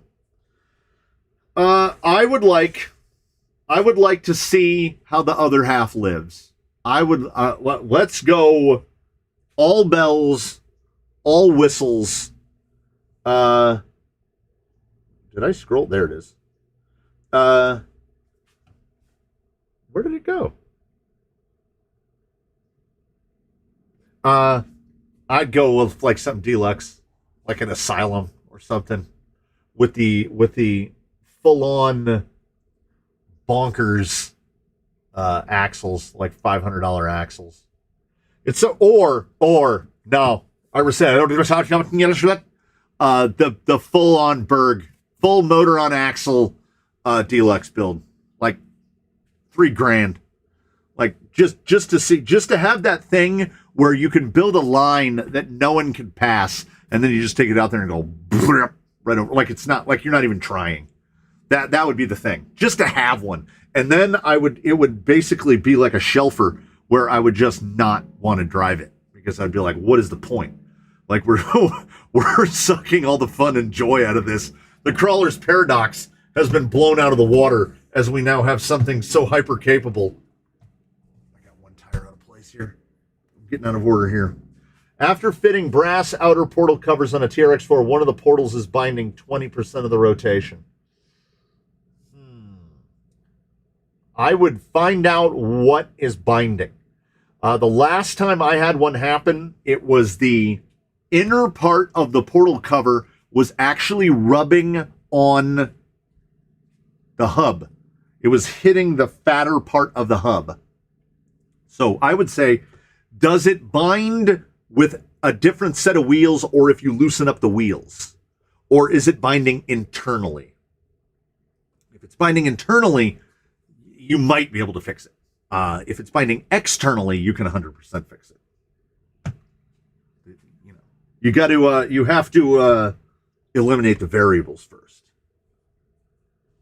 Yeah, AGFRC has so many A86s. I have the A86 BUM, WBUMW. That's the one that's in our Argentum 1,000 plus ounces. And it's too much.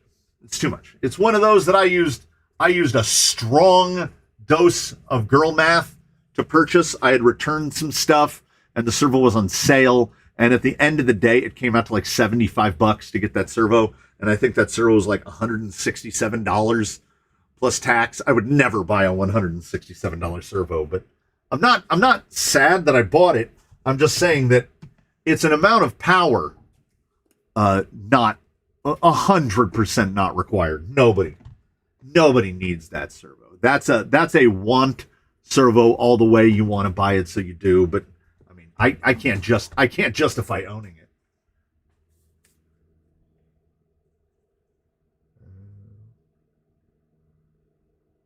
Yeah. What is your total RC model count? Would you believe it if I said that I'm not 100% sure? Because over at the end of the bench over here, we've got CJ Joe. CJ Joe doesn't belong to me. He's going to go to Israel when he's done. We've got the VRD with the bug on it. That's going to go. There's a Bronco on the other side of the wall. Woody from Pennsylvania is over here on the other side of the wall. We've got the bugger build that's going on. The V1B is going on. Then I lose track of the Go Fasts, and I have two vehicles that are now retired because parts are no longer available for either of them, so they are now decorative. It is it's less than 50. It's more than 40, but less than 50. That's where I think we're at. And aside from the two retirees, they all run. They all run. I think Reefs is Flash Hobbies with a different sticker. I mean, I wouldn't be surprised. I know Flash Hobbies doesn't make Flash Hobby Servo. I don't know who their OE is, though. Yeah, the A81 is a great... Man, those AGFRC makes some great servos. The Capo Queen. Now I gotta get my phone out and Google. Oh, did I see a tidbit of RC Sparks unboxing a very fancy? Okay, what is a Capo Queen? Yeah. 3 days ago, RC Sparks Studio. Well, that is cool looking.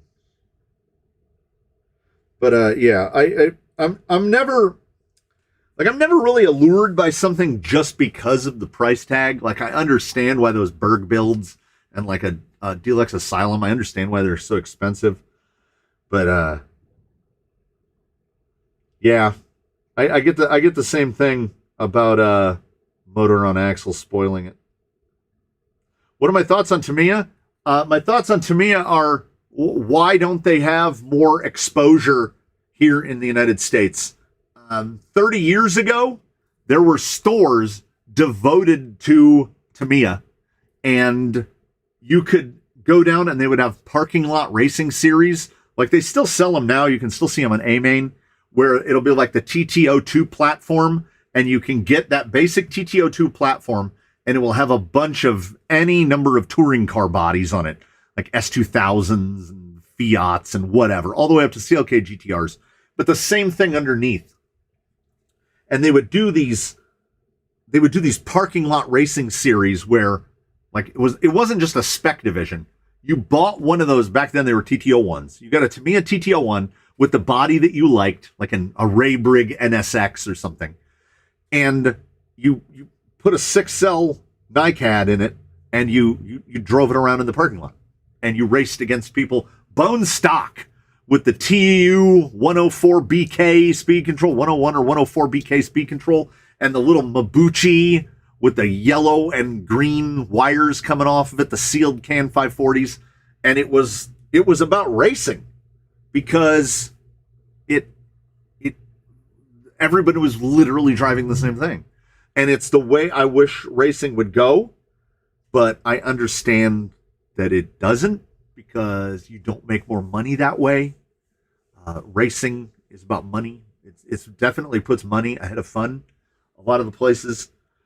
I was the only kid in my neighborhood growing up that didn't have a Tamiya. I went straight to Kyosho, but the kid across the street had a Frog, and the other guy had a Hornet, and the other guy had a Grasshopper, and a buddy of mine that lived across the street from the golf course, if you know what I mean, he had Avante, Turbo Avante.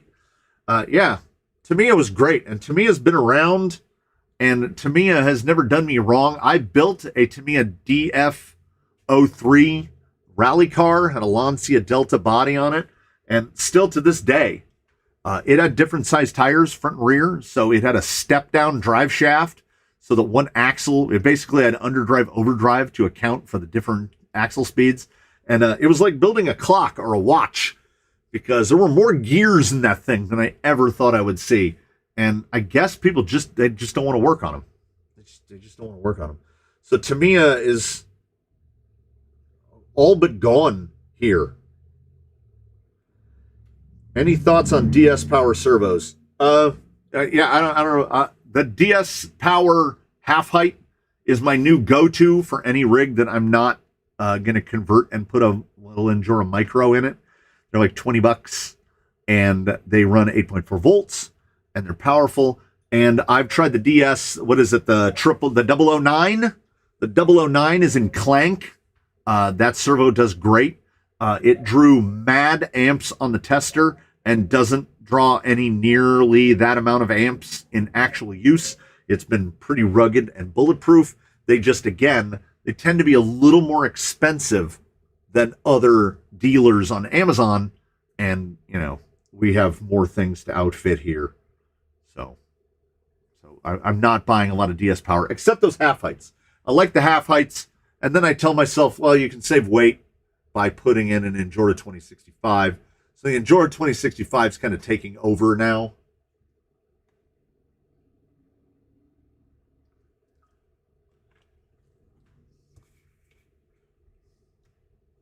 I didn't know oh yeah, I guess that makes sense. So JIS, Japanese International, what is it? Japanese International Standard? It looks like Phillips, but it's not. Yeah, if you ever get into cycling, you'll learn all about JIS fasteners and how we have to get special screwdrivers. Otherwise, you're going to strip everything out. The adjusting screws on every derailleur except a Campagnolo on the planet are adjusted by JIS screwdrivers. So I have a selection of Shimano branded JIS screwdrivers over there. Thankfully, I haven't gotten into, I haven't built a Tamiya. And if I built a Tamiya today, I would feel like I was building it. It's more like a model that you can drive, right? Like there's a level of technical thing to it. If I had to build something that required JIS fasteners, I would feel like I had been transported back in time, like 25 years. And it should all be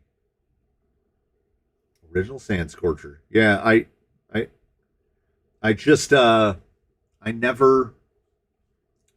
don't know. I guess starting with Kyosho,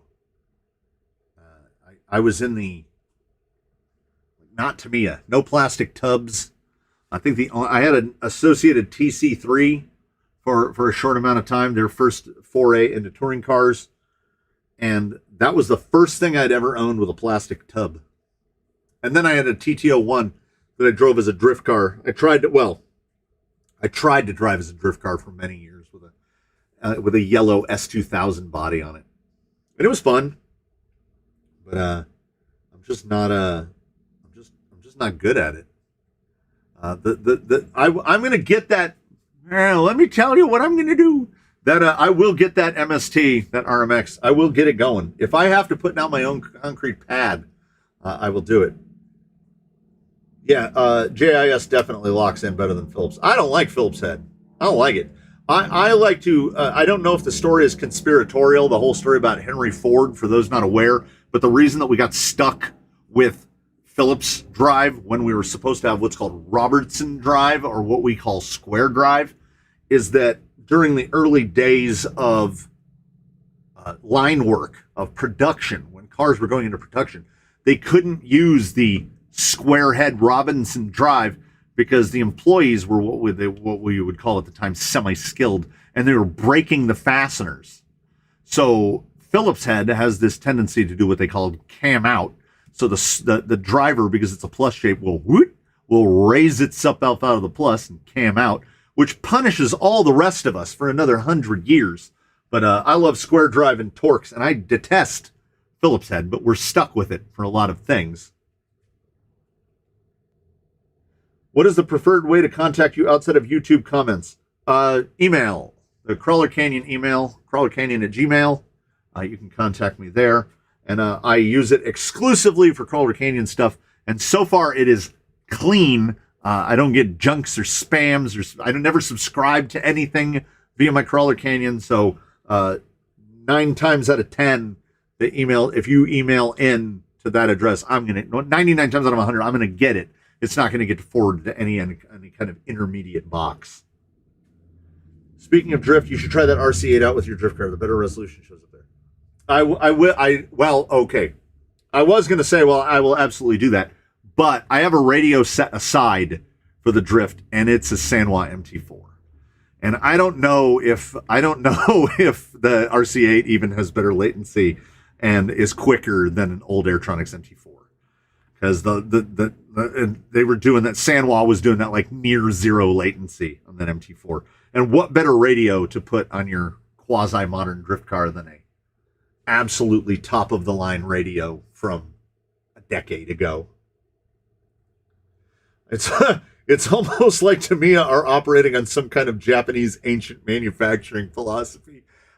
Here's the thing. When they re something, like when they put the hot shot out again, I imagine a little bent over Japanese man with his trousers pulled up real high, and he trundles over to the back corner and he gets a little broom and he brushes off the top of the original molds that all the hotshot parts were molded out of, and he loads them onto a cart and he takes them back and they put it on the press, and they just start making hotshots again like it's 1986, like nothing ever happened.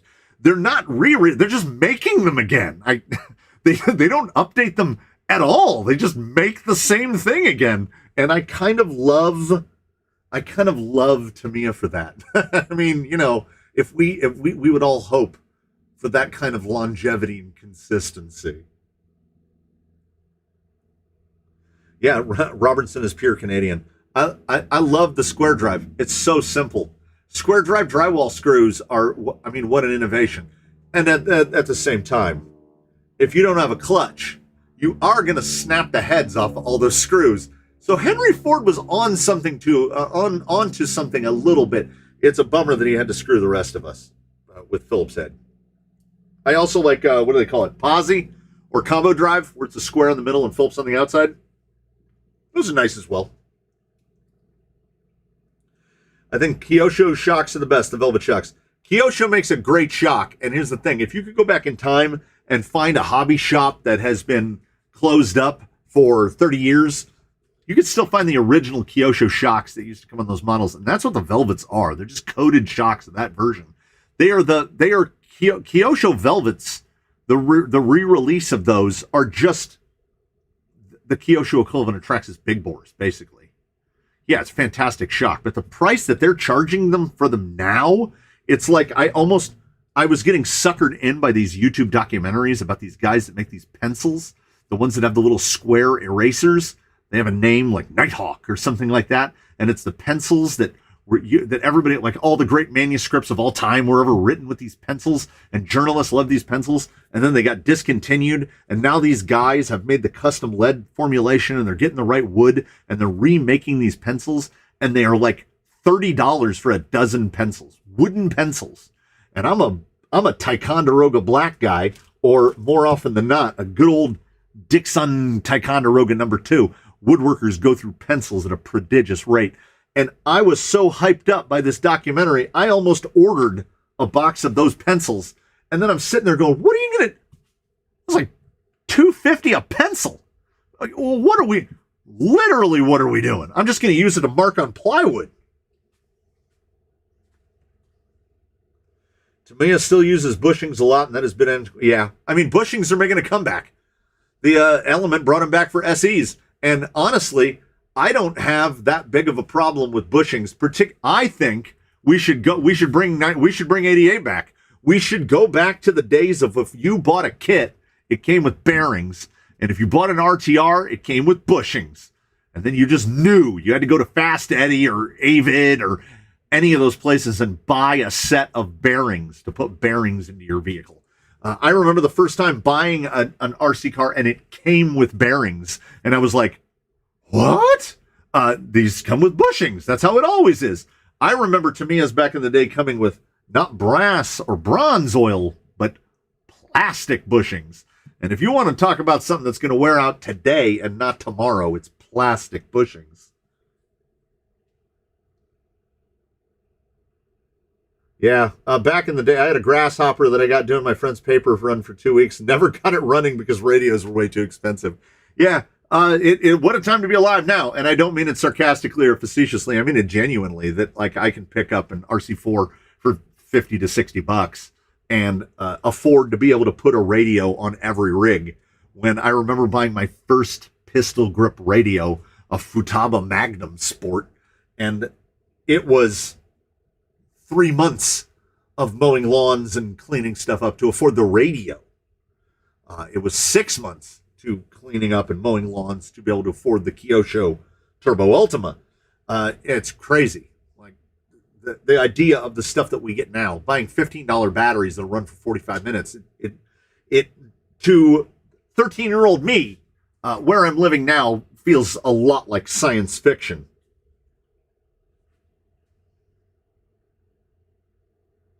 Blackwing, see? What'd I say, Nightwing? I was close, man. Blackwing Palomino. I got so hyped. I was like, I'm going to buy some expensive pencils. And then I snapped out of it when I remembered my wife bought me like a 48 box of black Dixon Ticonderogas for Christmas. Because woodworkers. I don't know if anybody goes through pencils as fast as a woodworker, but I go through a lot of pencils. And I would kill a box of Blackwing Palominos. Didn't Associated come with 3 levels of kit back in the day? Team kit, factory team kit, and yes, they did. Yes, they did. You could get the RC10 T3, you could get the RC10 T3 team, and you could get the RC10 T3 factory team.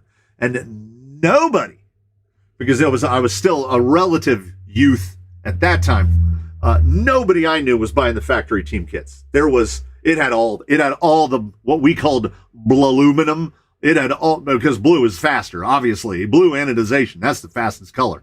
It had all of the blue parts. And what we learned rather quickly was that a lot of those blue parts are for what we like to call people who know how to drive. Because they would do things like on the 2-wheel drive, the front stub axles, we got to save weight. Those are aluminum. And the first time you clipped a curb with it, just ripped the whole corner just ripped off. The factory exactly how you do it. Oh, we went a lot longer today. I'm at 0 right now. 1100. Come on, come back. Come back.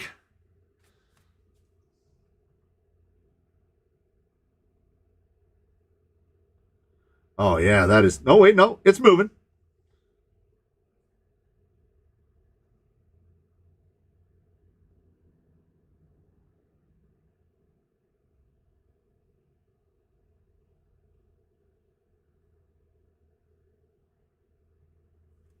Oh, yeah, okay. All right.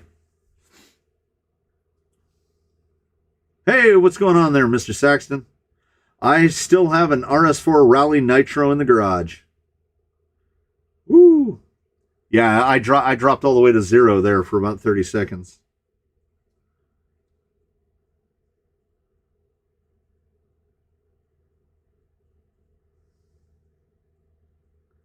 I still, somewhere in a box around here, I still have some plastic Tamiya bushings.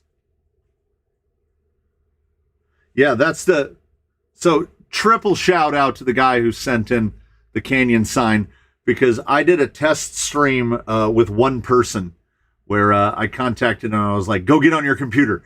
And I forced him to log into a private stream and watch it.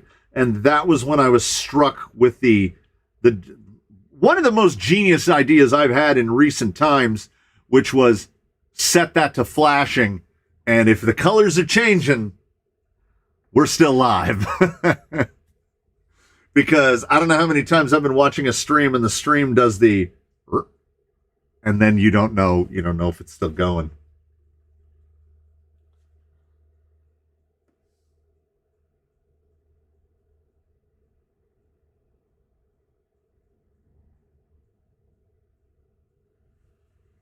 Yeah, I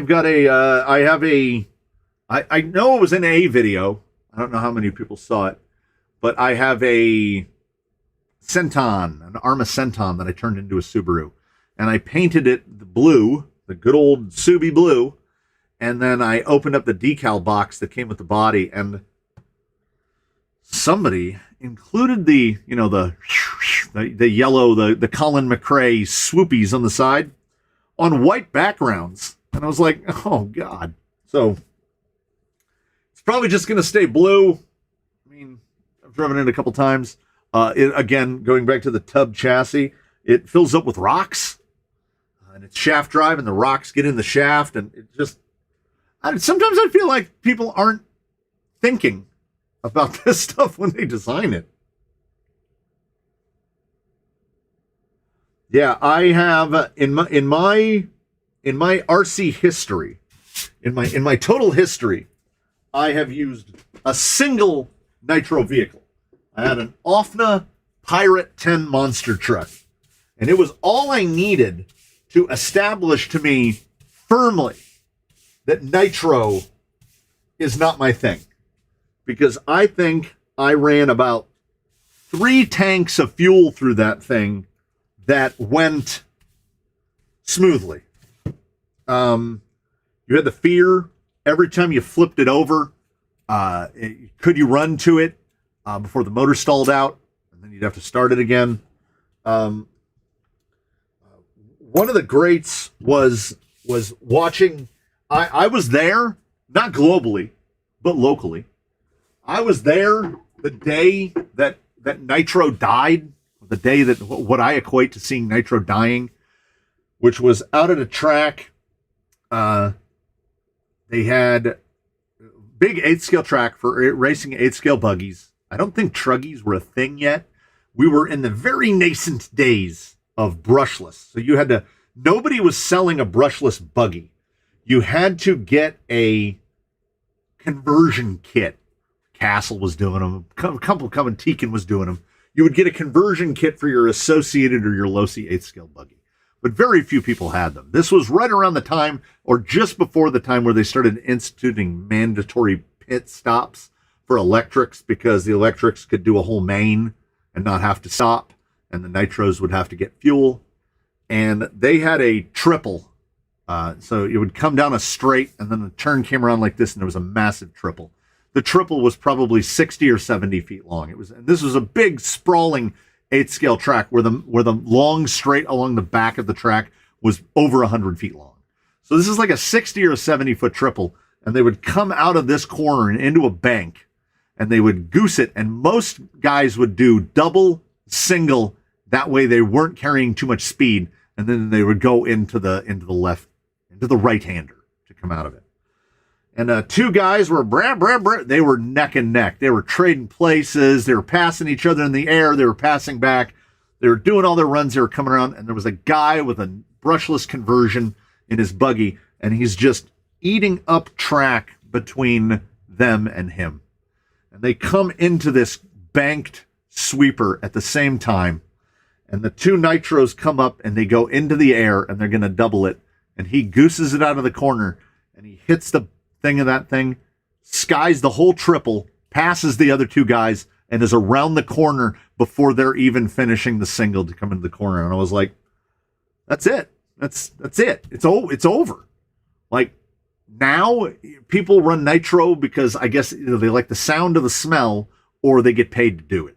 I mean, there's nothing that we're not ready for electric cars. I'm not ready for an electric car for my wife to drive to work every day because the infrastructure's not there yet. That's a whole different discussion. But we are definitely in to the golden era of electric toy cars. I don't see a reason to run anything on fuel, except maybe one of those giant things that has like a weed eater motor in it. And even then, there's a 12S version we'll just wallop it.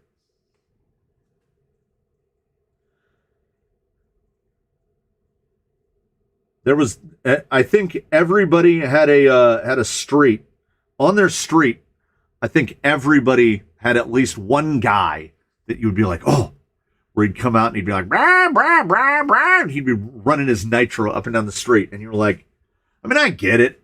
If you've ever been to a dragway and seen an actual drag race, aka the loudest noise you will ever hear in your life, you get it. Or if you've ever seen a truck pull or a monster truck, or anything excessively American where we just like put more motors on it and feed more motors, more gas. I mean, I get it. Everybody loves a nice, ripping, loud race car. I don't want to deal with it when I play with toy cars. I want my crawlers to be as quiet as possible. I want my go fast rigs to be as quiet as possible. I don't want my toy cars to make any noise at all. Yeah. I stopped running nitro because it's much harder to find a place to run them where we won't get a noise complaint. Yeah. We had people run us out of parking lots when I had my other OFNA. I had an OFNA belt drive, 4-wheel drive sedan. A Z10. I had an OFNA Z10 with a R34 GTR body on it. It was great. It was great. I loved that little thing. It was so fun. And we got kicked out of parking lots for driving. And you know what a sedan, a 10 scale sedan, it goes. You can't hear it if you're 10 feet away. And we had gotten kicked out of parking lots driving those things. Now, I could probably drive them inside the mall and not get kicked out. I don't know. Yeah, it's been since before COVID. Because for those unfamiliar with the location of the canyon, if I point that way, and this is the actual direction, that way about 40 minutes is Pomona Dragway. And it is a thing. It is a thing. A buddy of mine is a sport bike dude. He rides sport bikes. And now he's gotten into dirt bikes. But at the time that I talked to him, we had just gotten back from Monster Jam at Jack Murphy Stadium, the long gone Jack Murphy Stadium down in San Diego.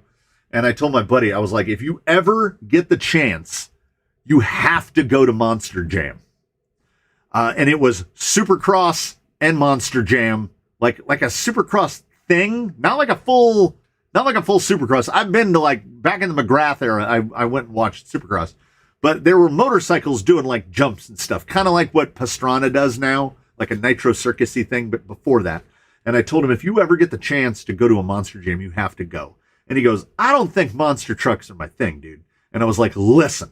And he goes, you know what? They're coming to like Philly or something in like next month. And I go, get tickets. So he took his girlfriend at the time and they went and watched Monster Jam. And he messages me after it's done and he goes, I got to tell you, man, that was not only the most American, but probably one of the greatest things I'll ever see in my life, because it's just so dumb. It's like, it's what guys would do if given all the money and no oversight. They would build monster trucks and then they would try to do backflips in the air with them. And it's amazing. God bless America. Supercross, monster trucks, drag racing, NASCAR, kart IRL. Man, we love things that make a lot of noise. I can't foresee a future where all electric race cars are as cool as the destructive race cars that make all the noise. The noise is a big part of it. Lipo and brushless changed it all for me. Yeah, absolutely, 100%. 100%.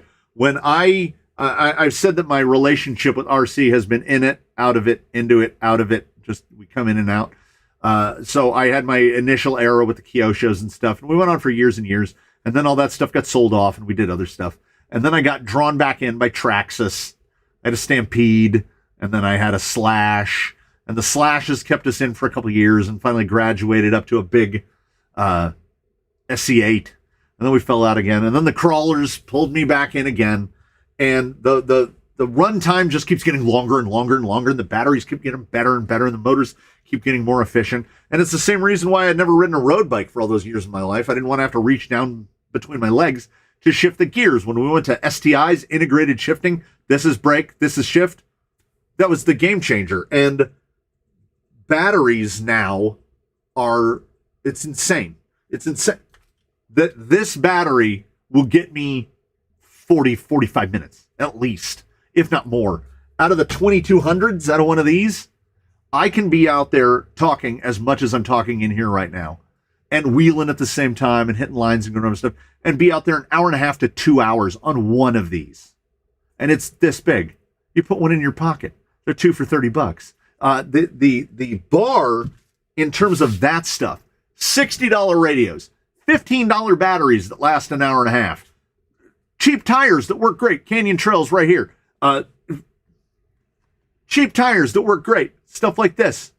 Those bars are being set so low that the industry, if you don't feel it, is re-correcting. And now an Element Bushido Plus is $429, which is insane.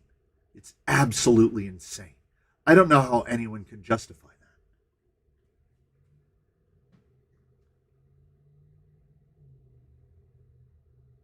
that. It's funny you say about getting kicked out of the parking lot. I say toy trailing, buddy, all the time. That trailing kind of feels like we're doing something that would have upset people when we were a kid. Yeah, and for why? Like because we got hammered on as kids, we have this latent feeling that we're all doing something that we're not supposed to be doing. Like, I would love to just, it would be more entertaining. I'm trying to stay alive. Okay. So I was doing walking outside the yard a lot more. I was walking on average about 2 miles a day. I would go out and do a 2-mile walk. Do you know how much more entertaining that 2-mile walk would be if I threw a battery in baseline and just drove him with me and just drove around and went over the rocks and through the gullies and stuff?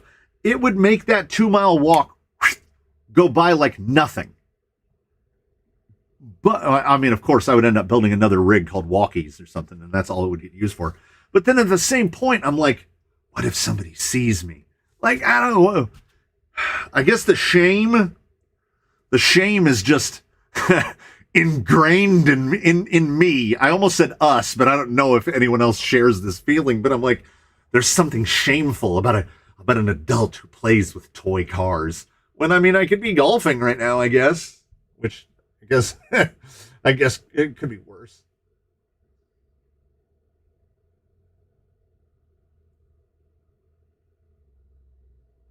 Where is an Endura chassis? $200. Oh man, if we're talking about pre-lipo days, and we're talking about twist chargers, we're talking about 6-cell NiCads. They hadn't invented NIMS, weren't a thing yet. There was no nickel metal hydride. It was nickel cadmium. You'd twist that charger, 30-minute twist charger, charging your. I remember the first packs I got were 1100s, 1100 milliamp hours, and the peak of it was 1500s. That's what I got up to in NiCads. And then I had bought one of these vehicles that was only available as an RTR. I want to say it was one of the Charismas. It might have been the wagon, the prairie wagon, the van. It came with an 1200 milliamp nickel metal battery pack. And I was like, where did they find these? Like, this is still a thing? You can still get a 1200 nickel metal battery? They aren't gone? That's like going to a store and they still have cordless phones. That's like going to a store and they still have corded phones. The technology is moving on so fast that I feel routinely like I'm not keeping up with it. And that's okay. I'm pretty happy at my level of technical sophistication as it stands now. I have a little bit of that technologically. I think it's the only place where it happens is like the stuff that's oriented here. We got the camera, we got the computer, we got all this stuff. I am tempted by technology. I have a little technological FOMO where I'm like, ooh, do I need that? I don't know what a Stream Deck is, but do I need one? What if I need one? What if I need one and I don't have it? Yeah, I don't know. I wish I still had my twist charger. I do. Yeah, and that's the thing. I mean, if I'm driving, like, if I Oh, like the CJ would be perfect. Like that has to be something that the CJ is perfect for. You get a CJ, you put a driver figure, put a dog on the passenger seat, and just drive that thing around. 1 in 8 people might be like, look at this guy. He's living his best life.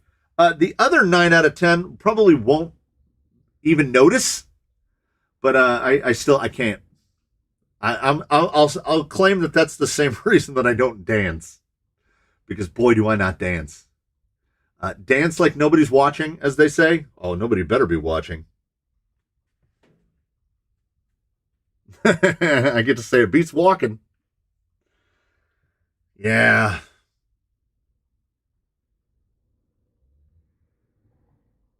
Yeah, and that's the thing. I mean, I could be on a I guess there's like a crotchety old man thing that starts to take over you, like it starts to rise up and it's to your mid chest. Next thing you know, it's to your neck. And you're like, I don't have a problem with anybody doing their own thing, but at the same time, when I see some dude come shooting off the end of a trail on his mountain bike, part of me goes grumble, because like have a good time, but don't mess stuff up for everybody else, and the thing is, I guess the basher guys have ruined it for us a little bit. Like they're out there hitting kids at the skate park with crayons. So part of me feels like, oh, maybe I shouldn't, but I really do want to just drive a rock crawl around while I do my 2 months. Maybe I'll do it at night. Getting run over by a car. I don't know. This is why I don't leave the yard. It's safe here. Shaker MT, and don't forget, the rarest of all metals on Earth is osmium. So there's bronze, silver, gold, and then Shaker MT. See, my hand is okay. I'm still going up. I'm up here by the light fixture. That's where Shaker MT is.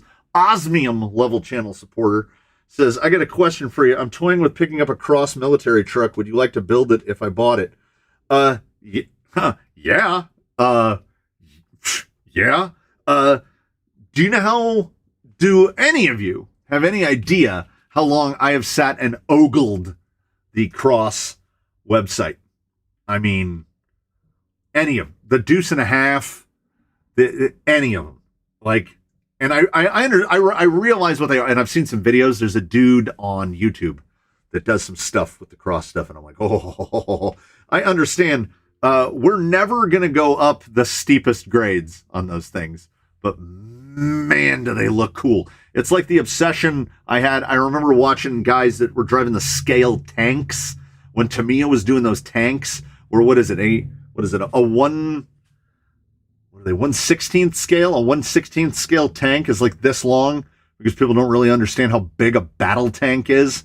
And I saw those things and was like, but then I saw the price and lost consciousness for a minute, and then was like, yeah, I'm just going to go back to playing with my toy cars. The double X10, there is a like teaser. Yeah, the T-Rex. I saw a video of that 10-wheel drive thing. It's 3 feet long. It's ridiculous. I absolutely love that they made that thing, because that thing is the thing that we need to see more of in the world today. We need to see the dumbest, like it's like somebody making a custom chassis and just linking 2 TRX6s together. It's absurd. It's absurd in every way, and I think that thing is like $3,500. Like, I mean, maybe there's a guy in like Dubai that owns one of those, but like nobody is buying that. Nobody is buying that that XX10. Mark Saxton says that you saw me dance when I was there. He did something. Mr. Saxton has visited the canyon. He drove around. He got to drive Mavericks, and he indeed did something akin to dancing. They're 1.9 Steelies make me angry. Yes, I remember the gentleman from New Zealand. I have been meaning to ask if I haven't asked.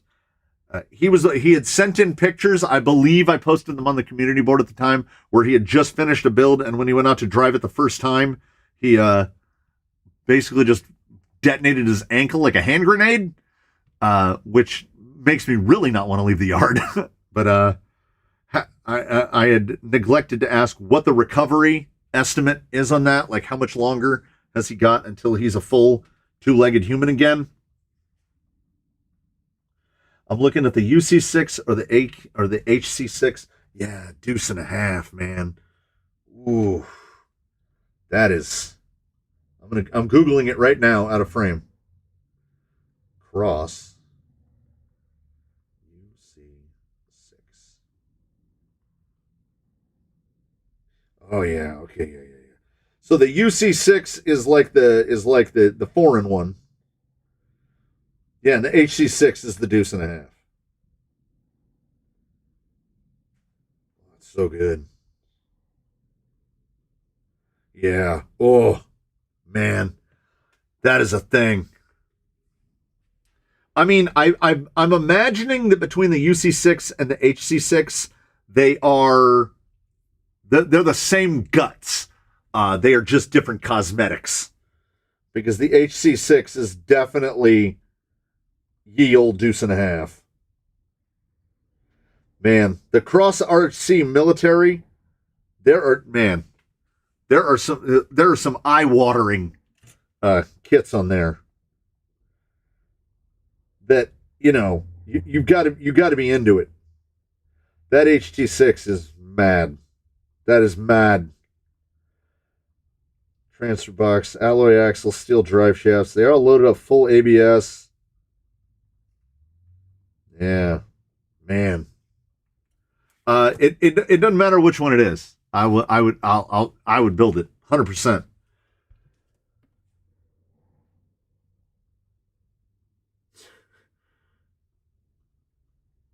Is it Traxxas's fault you began with crawlers because the first was Defender, right? Yeah, 100%.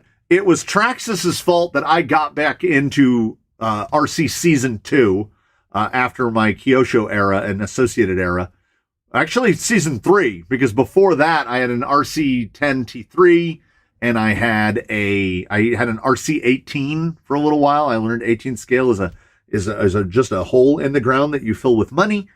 And then when I got into it again, it was the Slash that pulled me back in. So Traxxas pulled me in then, fell out of it, and then the TRX4 was definitely what drew me in the second time. And I've related the story before where I was a 6-pack a day Dr. Pepper man. That was on an average day. 6 cans of Dr. Pepper per day, and generally more. And then around the age of 40, every holiday I would throw up a lot. And I thought there was something wrong with me. So I internet diagnosed it, and then I was throwing up a lot, and I went in and I got diagnosed. I got my official diverticulitis diagnosis. And for those unfamiliar with diverticulitis, it is bacteria in your intestine that make your body think it's being poisoned if you eat anything that disturbs that bacteria. The number one culprit for disturbing that bacteria is carbonation. I can never have a carbonated beverage again for the rest of my life. So I went from 6 cans of Dr. Pepper a day to 0 cans of Dr. Pepper a day. And if you will recall back, I also started cycling about the time I was about 42 or 43 years old. And that was because when I lost 6 cans of Dr. Pepper a day, which is 1,000 hollow sugar calories a day, I replaced it with food. And I gained like 40 pounds. So, I started riding a bike like a lot to get rid of that weight. And I forgot where I started. Where did this story start? Man, I don't know. I used to drink a lot of carbonated beverages. And now I can't have any ever again, or peanuts, or pasta sauce, or orange juice, or any catalog of list of things. So yeah, getting older is great. Hey. Who made the thumbs up? That was amazing. Right when I did this, a big thumbs up floated out of the screen. That was fantastic. Yeah, Shaker MT is, I'm telling you, is the man. Is officially the man. And now it's making me feel even more like a turd, like an actual turd with a U, an actual turd, because I still haven't painted that body. But it's cold outside, baby. Baby, it's still cold outside. So I refuse to paint it until it's nice. Or, as I said, we're coming up close. We're within a week of me being able to afford a paint booth. So then I'll have no excuses. I'm going to cut a hole in the wall and I'm going to paint that thing inside. Damn. Okay. I do complain about not being able to eat peanut. I can never have another Snicker. Like the Snicker bar and Dr. Pepper, those were my two favorite things in the world. In one day, just gone. But allergic to corn and corn ingredients? No, bro. That is rough. Because yes, there is indeed corn in everything. I actually know one person. I have met one person where, do you know how there's the favorite thing? Oh, I can't have gluten. And everybody's like, oh, is that gluten free? Because they think they have celiac. I know a person who is diagnosed and has celiac, and I don't know. How do you live, man? How do you, like, everything has got gluten in it. Well, everything that tastes kind of good has got gluten in it. Like, gluten-free pasta is sad making. It is sad. It is depression. I don't know. I lost a lot of stuff, but I can still eat corn and wheat. Until they tear it out of my cold dead hands, I will be eating corn and wheat. Yeah, that capo is brilliant looking, but I haven't even looked it up, but I'm guessing, yeah, $2,000. So $2,000 for the Capo Queen. It makes that RC four-wheel drive Miller Motorsports look a lot more affordable.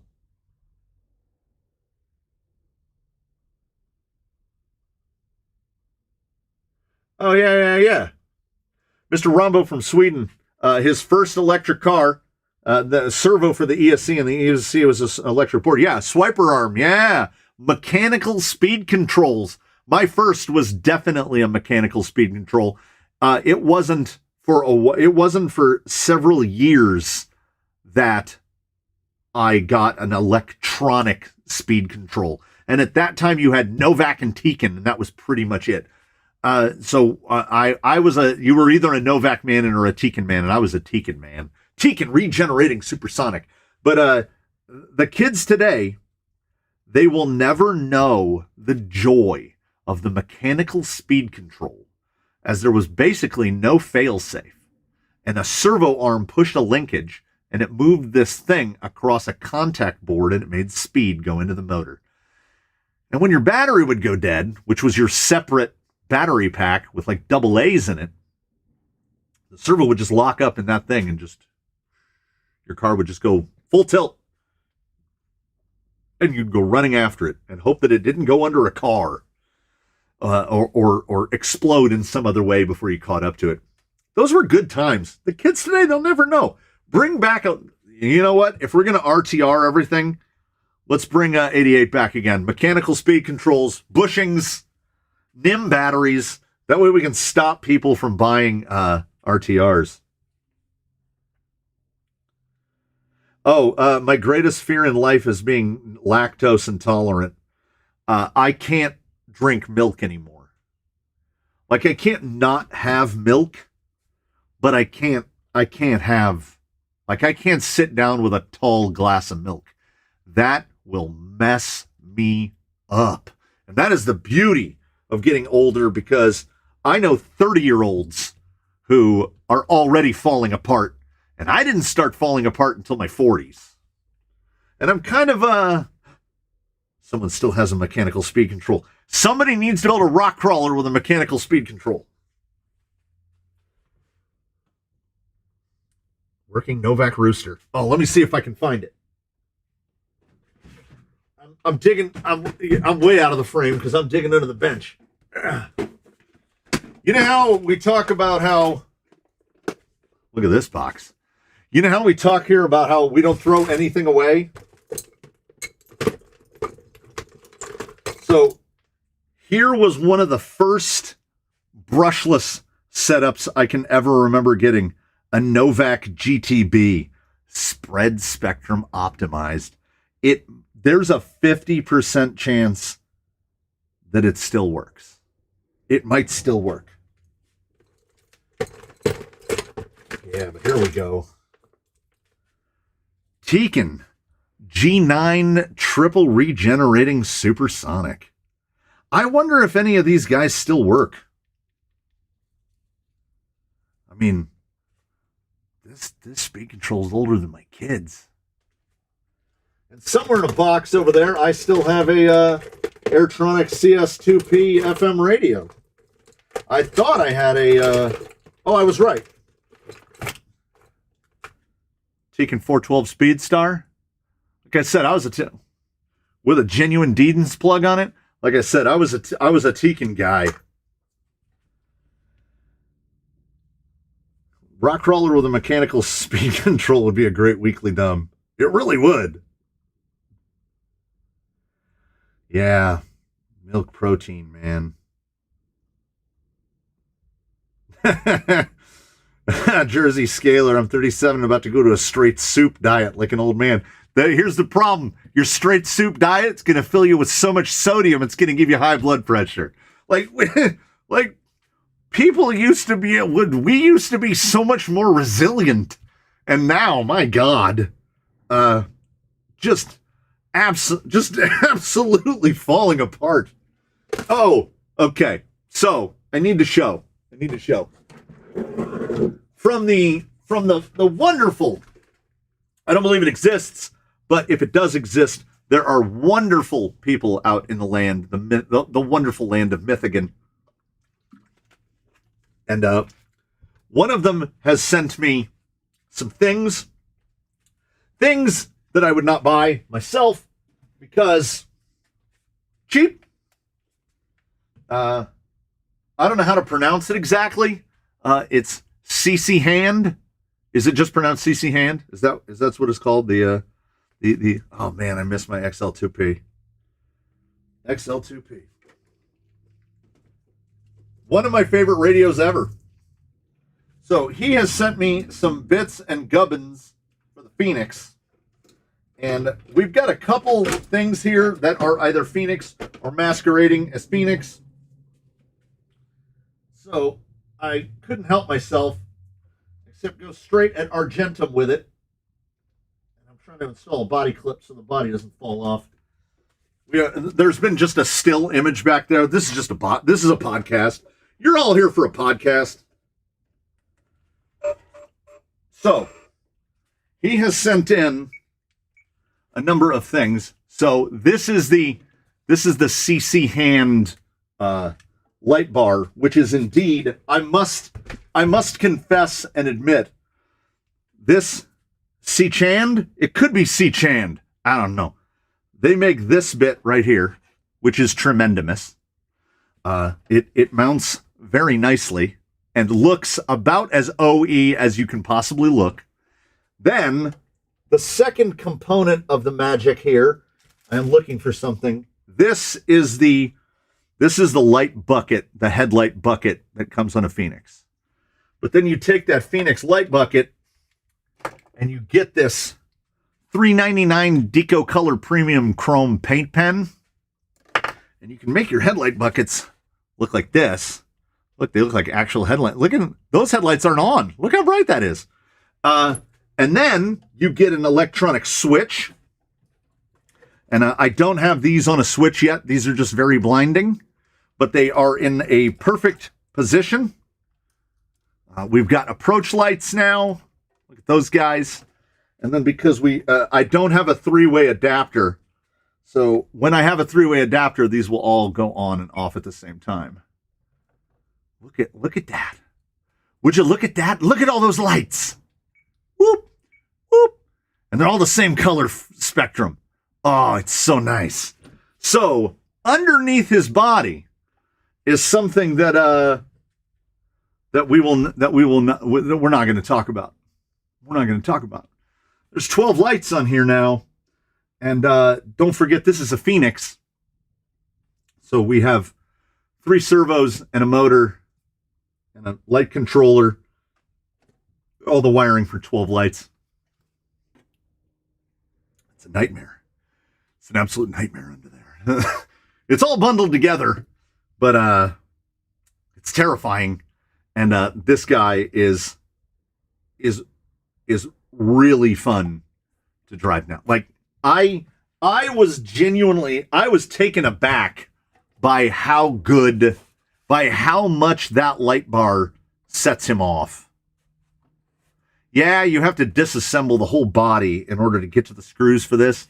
And they use like 2mm screws with 2mm lock nuts. But I rolled it down a couple of slot canyons and it's holding up. So it appears to be well made enough. He also sent the rear view mirrors, distributed exclusively by RC4L Drive. And I don't know if I can mount them because he sent me a picture on Instagram that he's already broken one off and he hasn't driven it yet. So I was like, I don't know. I feel like this is going to survive. And man, I gotta blind y'all again. We're going to go straight to camera. Are these bright enough? I can't tell. Yeah, that's a good looking boy. I was taken aback. So good. They will never know the pain of using a 27 megahertz radio. Do you mean that because you only had 6 frequency channels that you're allowed to use? Yeah. I'm making sure that you can't see the wiring. Don't look. There's nothing to see over there. But yeah, I had been meaning to install light bars and rock lights on something, and these just bolted right in place to existing spots on the chassis. Sometimes we make sacrifices for vanity, and sometimes we're 100% fine in making those sacrifices because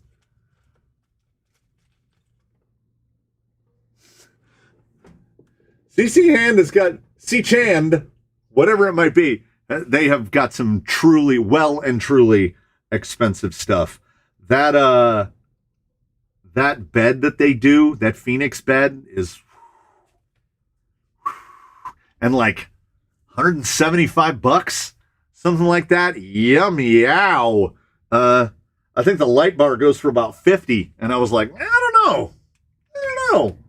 I'm kind of sold on it now, and I have another set of light bars, non-C-Chand, and another set of rock lights, and I got to pick out somebody needs lit up. Maybe we'll do another Vanquish light up deal because it came from Workbench 32. How is 35 along so far and 32 is barely started? When 32 gets more underway, maybe we'll do lights on that one as well because the CJ is calling for rock lights and light bars and all that whatnot. Yeah, I am still worried about the light bar on the roof. But luckily, our Genum's pretty sure-footed, so I'm hoping I'm not going to... And he's not a guy that gets used for any kind of testing. Like, we're definitely not putting a light bar on the roof of Baseline because it would last like a day. Baseline doesn't get any lights of any kind because they would last like a day. But some rigs are here to drive good and look pretty, and he's definitely one of them. Yeah, the factory light bars that go on TRX4s, the way they're built, they like rotatey. So every time you would flip it, the light bar would either be aiming straight up or straight down, and then you'd have to adjust it back. That one seems better, and I'm just hoping that the non-rotating nature of it also doesn't lead to a breaky nature of it. Oh, speaking of osmium and other rare metals, Mr. Shaker MT has just ordered an HC6. You know what? I appreciate this on 2 levels because, like the Schoolboy Q song, I don't get paid on the 1st and go broke by the 3rd. I get paid on the 21st and I'm usually broke by about the 24th because I will blow all of that money. So it's good to know that that somebody also treats payday the same way, which is like, look at all this money I didn't have 24 hours ago.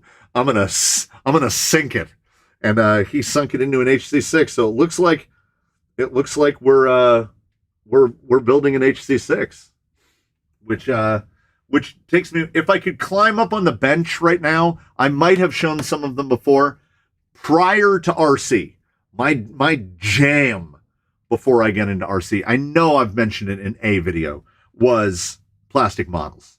Tamiya, Hasegawa, doing armor. I did airplanes, but armor was my absolute jam. I love building armor. And when I discovered RC cars, it's like the models, only you get to drive them. So it's just that much more fun. And, we'll embrace hard bodies a little more. If I didn't show this in the last one, I'll show it to you now. A lovely gentleman down San Diego ways who has caught a little bit of the disease and the madness is building a course in his backyard. And I had mentioned that I was looking to at some point to do a proper hard body. And he said, I'll trade you this for it. So I traded him that for it. It's still here in the box. Yeah. Killer Body LC70, which he had said has been in the box for several years now. And he's never even taken out of the plastic. So inside this box, over on this side, is terrifying. Absolutely terrifying. The amount this takes me all the way back to I am a preteen begging to be driven. That's what's in the other box. Begging to be driven down to the hobby shop to build, to buy models to build. And that, ladies and gentlemen, that is a model to build. And I have a notion of what to put under it. That would be the perfect body. Did we just decide on it together as a group? Don't you threaten me with micro screws. I'll glue the whole thing together. That might have to be the thing. That might have to be walkies. Maybe that'll be the goal. Build that guy to drive outside. Because if I look at that as something to be specifically the trailing rig to just drive it, and I got options, man. Look at those little boys. Just, if I don't have to, if my mind is geared to not just be pure performance, bro, all sacrifices for vanity, then we can build some stuff. Maybe get some of those, what I want, like Yoda axles, right? Something like Yoda's. Not leaf spring, though. I'm gonna go linked. Because, I'm not crazy. I have the one little leaf rig, and it just, you know what I need? I need a leaf rig with a Lexan body on it, so that I can learn how to drive it. Because I don't want to beat Old Blue to death, and I'm afraid that if I try to blood drive it, I'm gonna beat Old Blue to death. So that full hard body, I think we're gonna have to do for a driving around. If it looks cool enough, people would be like, whoa, that's amazing. And put the full lights in it. Hey, listen, my walking shoes are not beige. They are gray. And they are not New Balance, they are Columbia's. I haven't gone full New Balance yet. I think that I hadn't even shown the LC70 yet because it's so far out. It's so far down the line. My wife is routinely bugging me to build the Raptor, and the Raptor build it's probably going to be a 2-episode build, so I do need to get started on the Raptor. But I keep telling myself, stall, because I want to paint the bug body. I need to do more work on that Bronco, get that body assembled. I'm supposed to be doing tuning work on Woody, but, can you show this?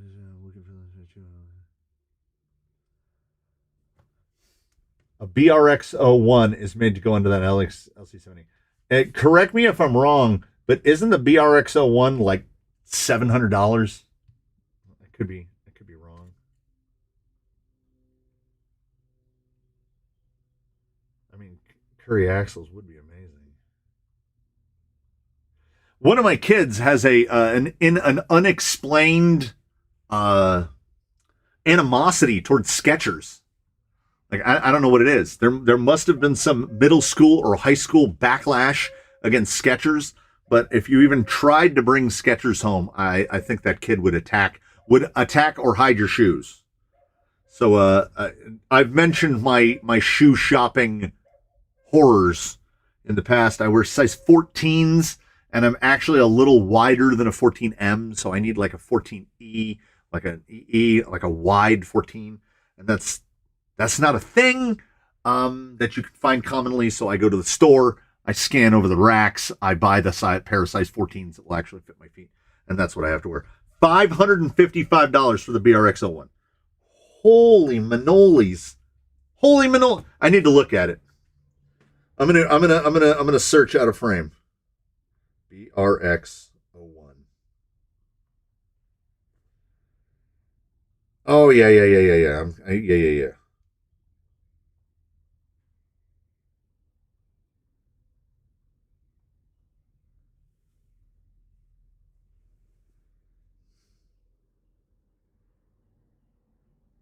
That is cool. But aren't those those are tiny tires?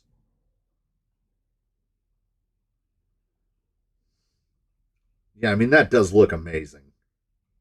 I could never say that doesn't look amazing. But that is sacrificing all for vanity. That is the maximum. Yeah, holy hell. You got me there. 787 pounds for a BRX-01 in the UK. Holy. Wow. I cannot. That is unthinkable. I cannot even. Because I know the pound is still stronger than that's wow. Yeah, I mean, I'm intrigued. That's a good looking axle.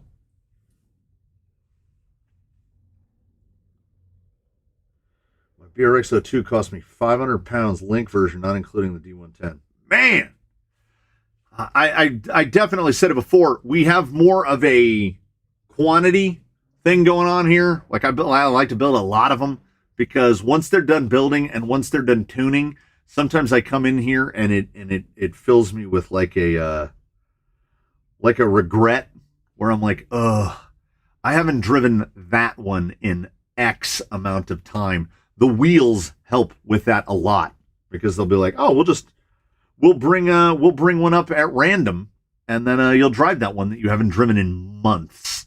When Ironsides the Defender came up, I don't think he had been moved off of his spot in his garage in 5 months. And that is definitely a problem when it comes to having this many. Some of the baseline gets driven all the time. There's a little kind of tight mini group that gets driven a lot more, but it's not because I don't like them. It's that there's a lot. It's, what a problem to have, right? And then we keep building more. Does the 10.3 servo mount fit into 10.2 chassis rails? So far as I know, so far as I can say, no. The 10.2 chassis rail, I don't think shares anything in common at all with the 10.3. The 10.3 has that really weird drop in the front end that the 10.2 doesn't. So no, which is fine. I mean, if you have a 10.3, it's 10.3 parts. If you have 10.2, it's 10.2 parts. And I don't like the 10.3 chassis. I still have the 10.3 rail. Oh, speaking of which, I still have the 10.3 rails sitting down here all full of pieces. They're all stuck under junk though. No, definitely won't fit. No, the 10-2 has a curve, and the 10-3 is just straight with like drops. It goes, whereas the 10-2 goes. So no.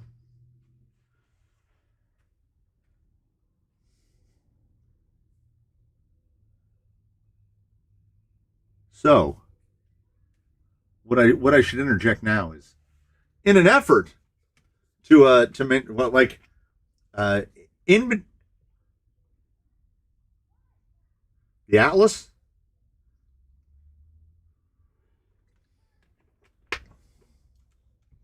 I like my Atlas. It's not the most capable, but you know.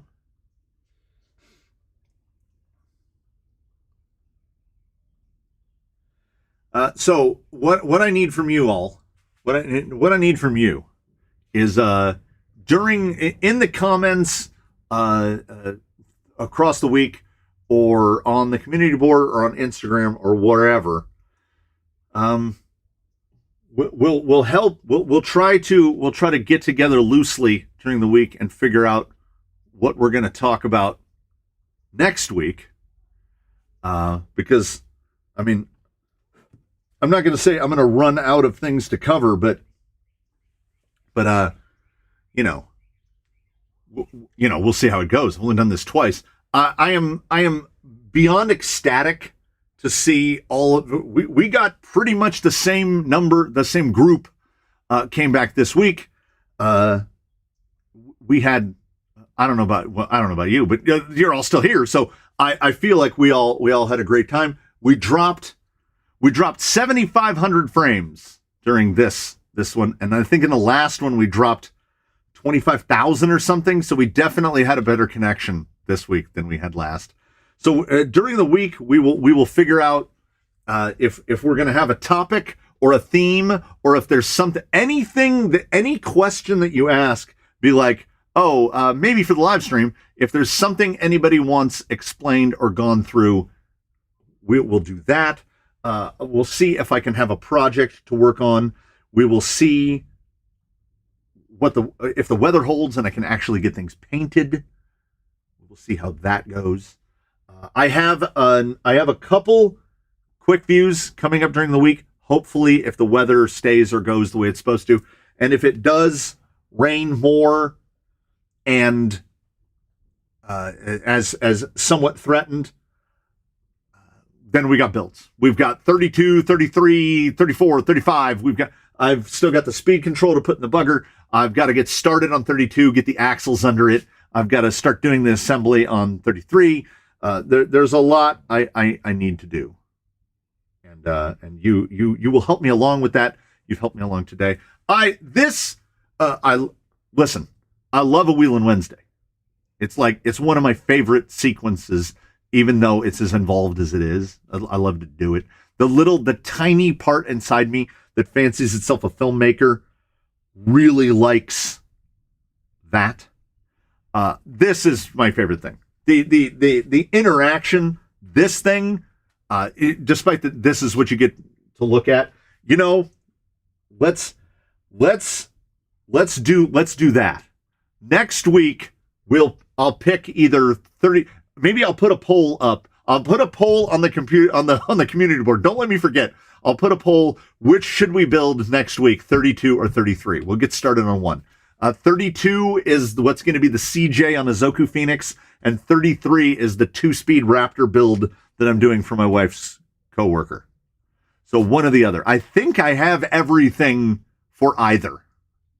So we'll look forward to that. Someone said, "Can you do a build next week?" Absolutely. We will pencil that in as a soft certainty. I'm going to have to do the exact same thing that I did last week after the stream was over, which was I talked for 3 hours and 15 minutes, 3 hours and 20 minutes, and gave myself an absolutely earth-shattering headache. Today, I worked through about that much water, so I feel a little better. But when the stream gets over, I drive immediately to the bookstore. My local bookstore has the best coffee shop inside of it, and I get myself one of those coffee drinks, which is just a milkshake for adults. And it's amazing how much it will clear up the headache. But man, what a tough life to talk for 3 hours straight and give yourself a headache because you didn't drink enough water because you're too busy gabbing. So we got plenty of episodes coming up. I've already got episodes uploaded for tomorrow. I'll figure out what's Sunday, Monday, Tuesday, Wednesday is Wheeling Wednesday on a Wednesday. I got some motor tests that are coming up. I am indeed thinking about a sand pit for Mavericks because I just need to find the right kind of sand. I use sand in the pits and my horseshoe pits, and it all sticks together. What is the key to making sand not clump? That's what I need to find out. Because then I would dig it deeper and put sand in it. All right. So, do the Raptor build, happy wife, happy life. Sir, you are not wrong. So it will probably be, and the Raptor build will be a good one. The Raptor build will be a good one. So it is more than likely going to be the Raptor build, and we will do that. So I see the numbers already dropping out. So for you, those who have stayed on until the very last minute, I thank you so very much for watching, for helping this whole process along. I think we had a great time. I look forward to seeing you later on in the week. You can contact me via email or on the Instagram, or leave comments on any of the videos. I read every comment. I'll get back to you, provided I don't forget. And in between now and when we meet again, please, one and all, do your very best. Have a good one, everybody. I will see you in the next one. I'm going to do the things to turn this off, and I'm going to learn this week what I didn't learn last week, which is close all this software. I opened it. I just closed the laptop. I got done, and I went click, and then when I powered it up today, nothing worked. So, but this worked better. So I will see you next time, and I thank you so much from here in the canyon. We'll build a Raptor next week, at least try to get it to roller status or something equivalent. And I will miss you. I'll miss you all very much, and I hope you come back again here to the canyon for this and for all the other stuff. And I'm gonna get the mouse over here, and there's a button that says stop streaming. And the one last thing for you 5-seconders that lasted the last second. If for anybody who caught it late and wants to watch the recap, YouTube automatically puts the recap up like instantly. By tomorrow morning, it will be HD and it will have the live chat on the side, because I kept checking it. It takes like 16 to 18 hours for YouTube to fix it. So if you want to watch the recap with the live chat, you got to wait. So there you go. I will see you all very soon. Signing off from the canyon. See you later, everybody.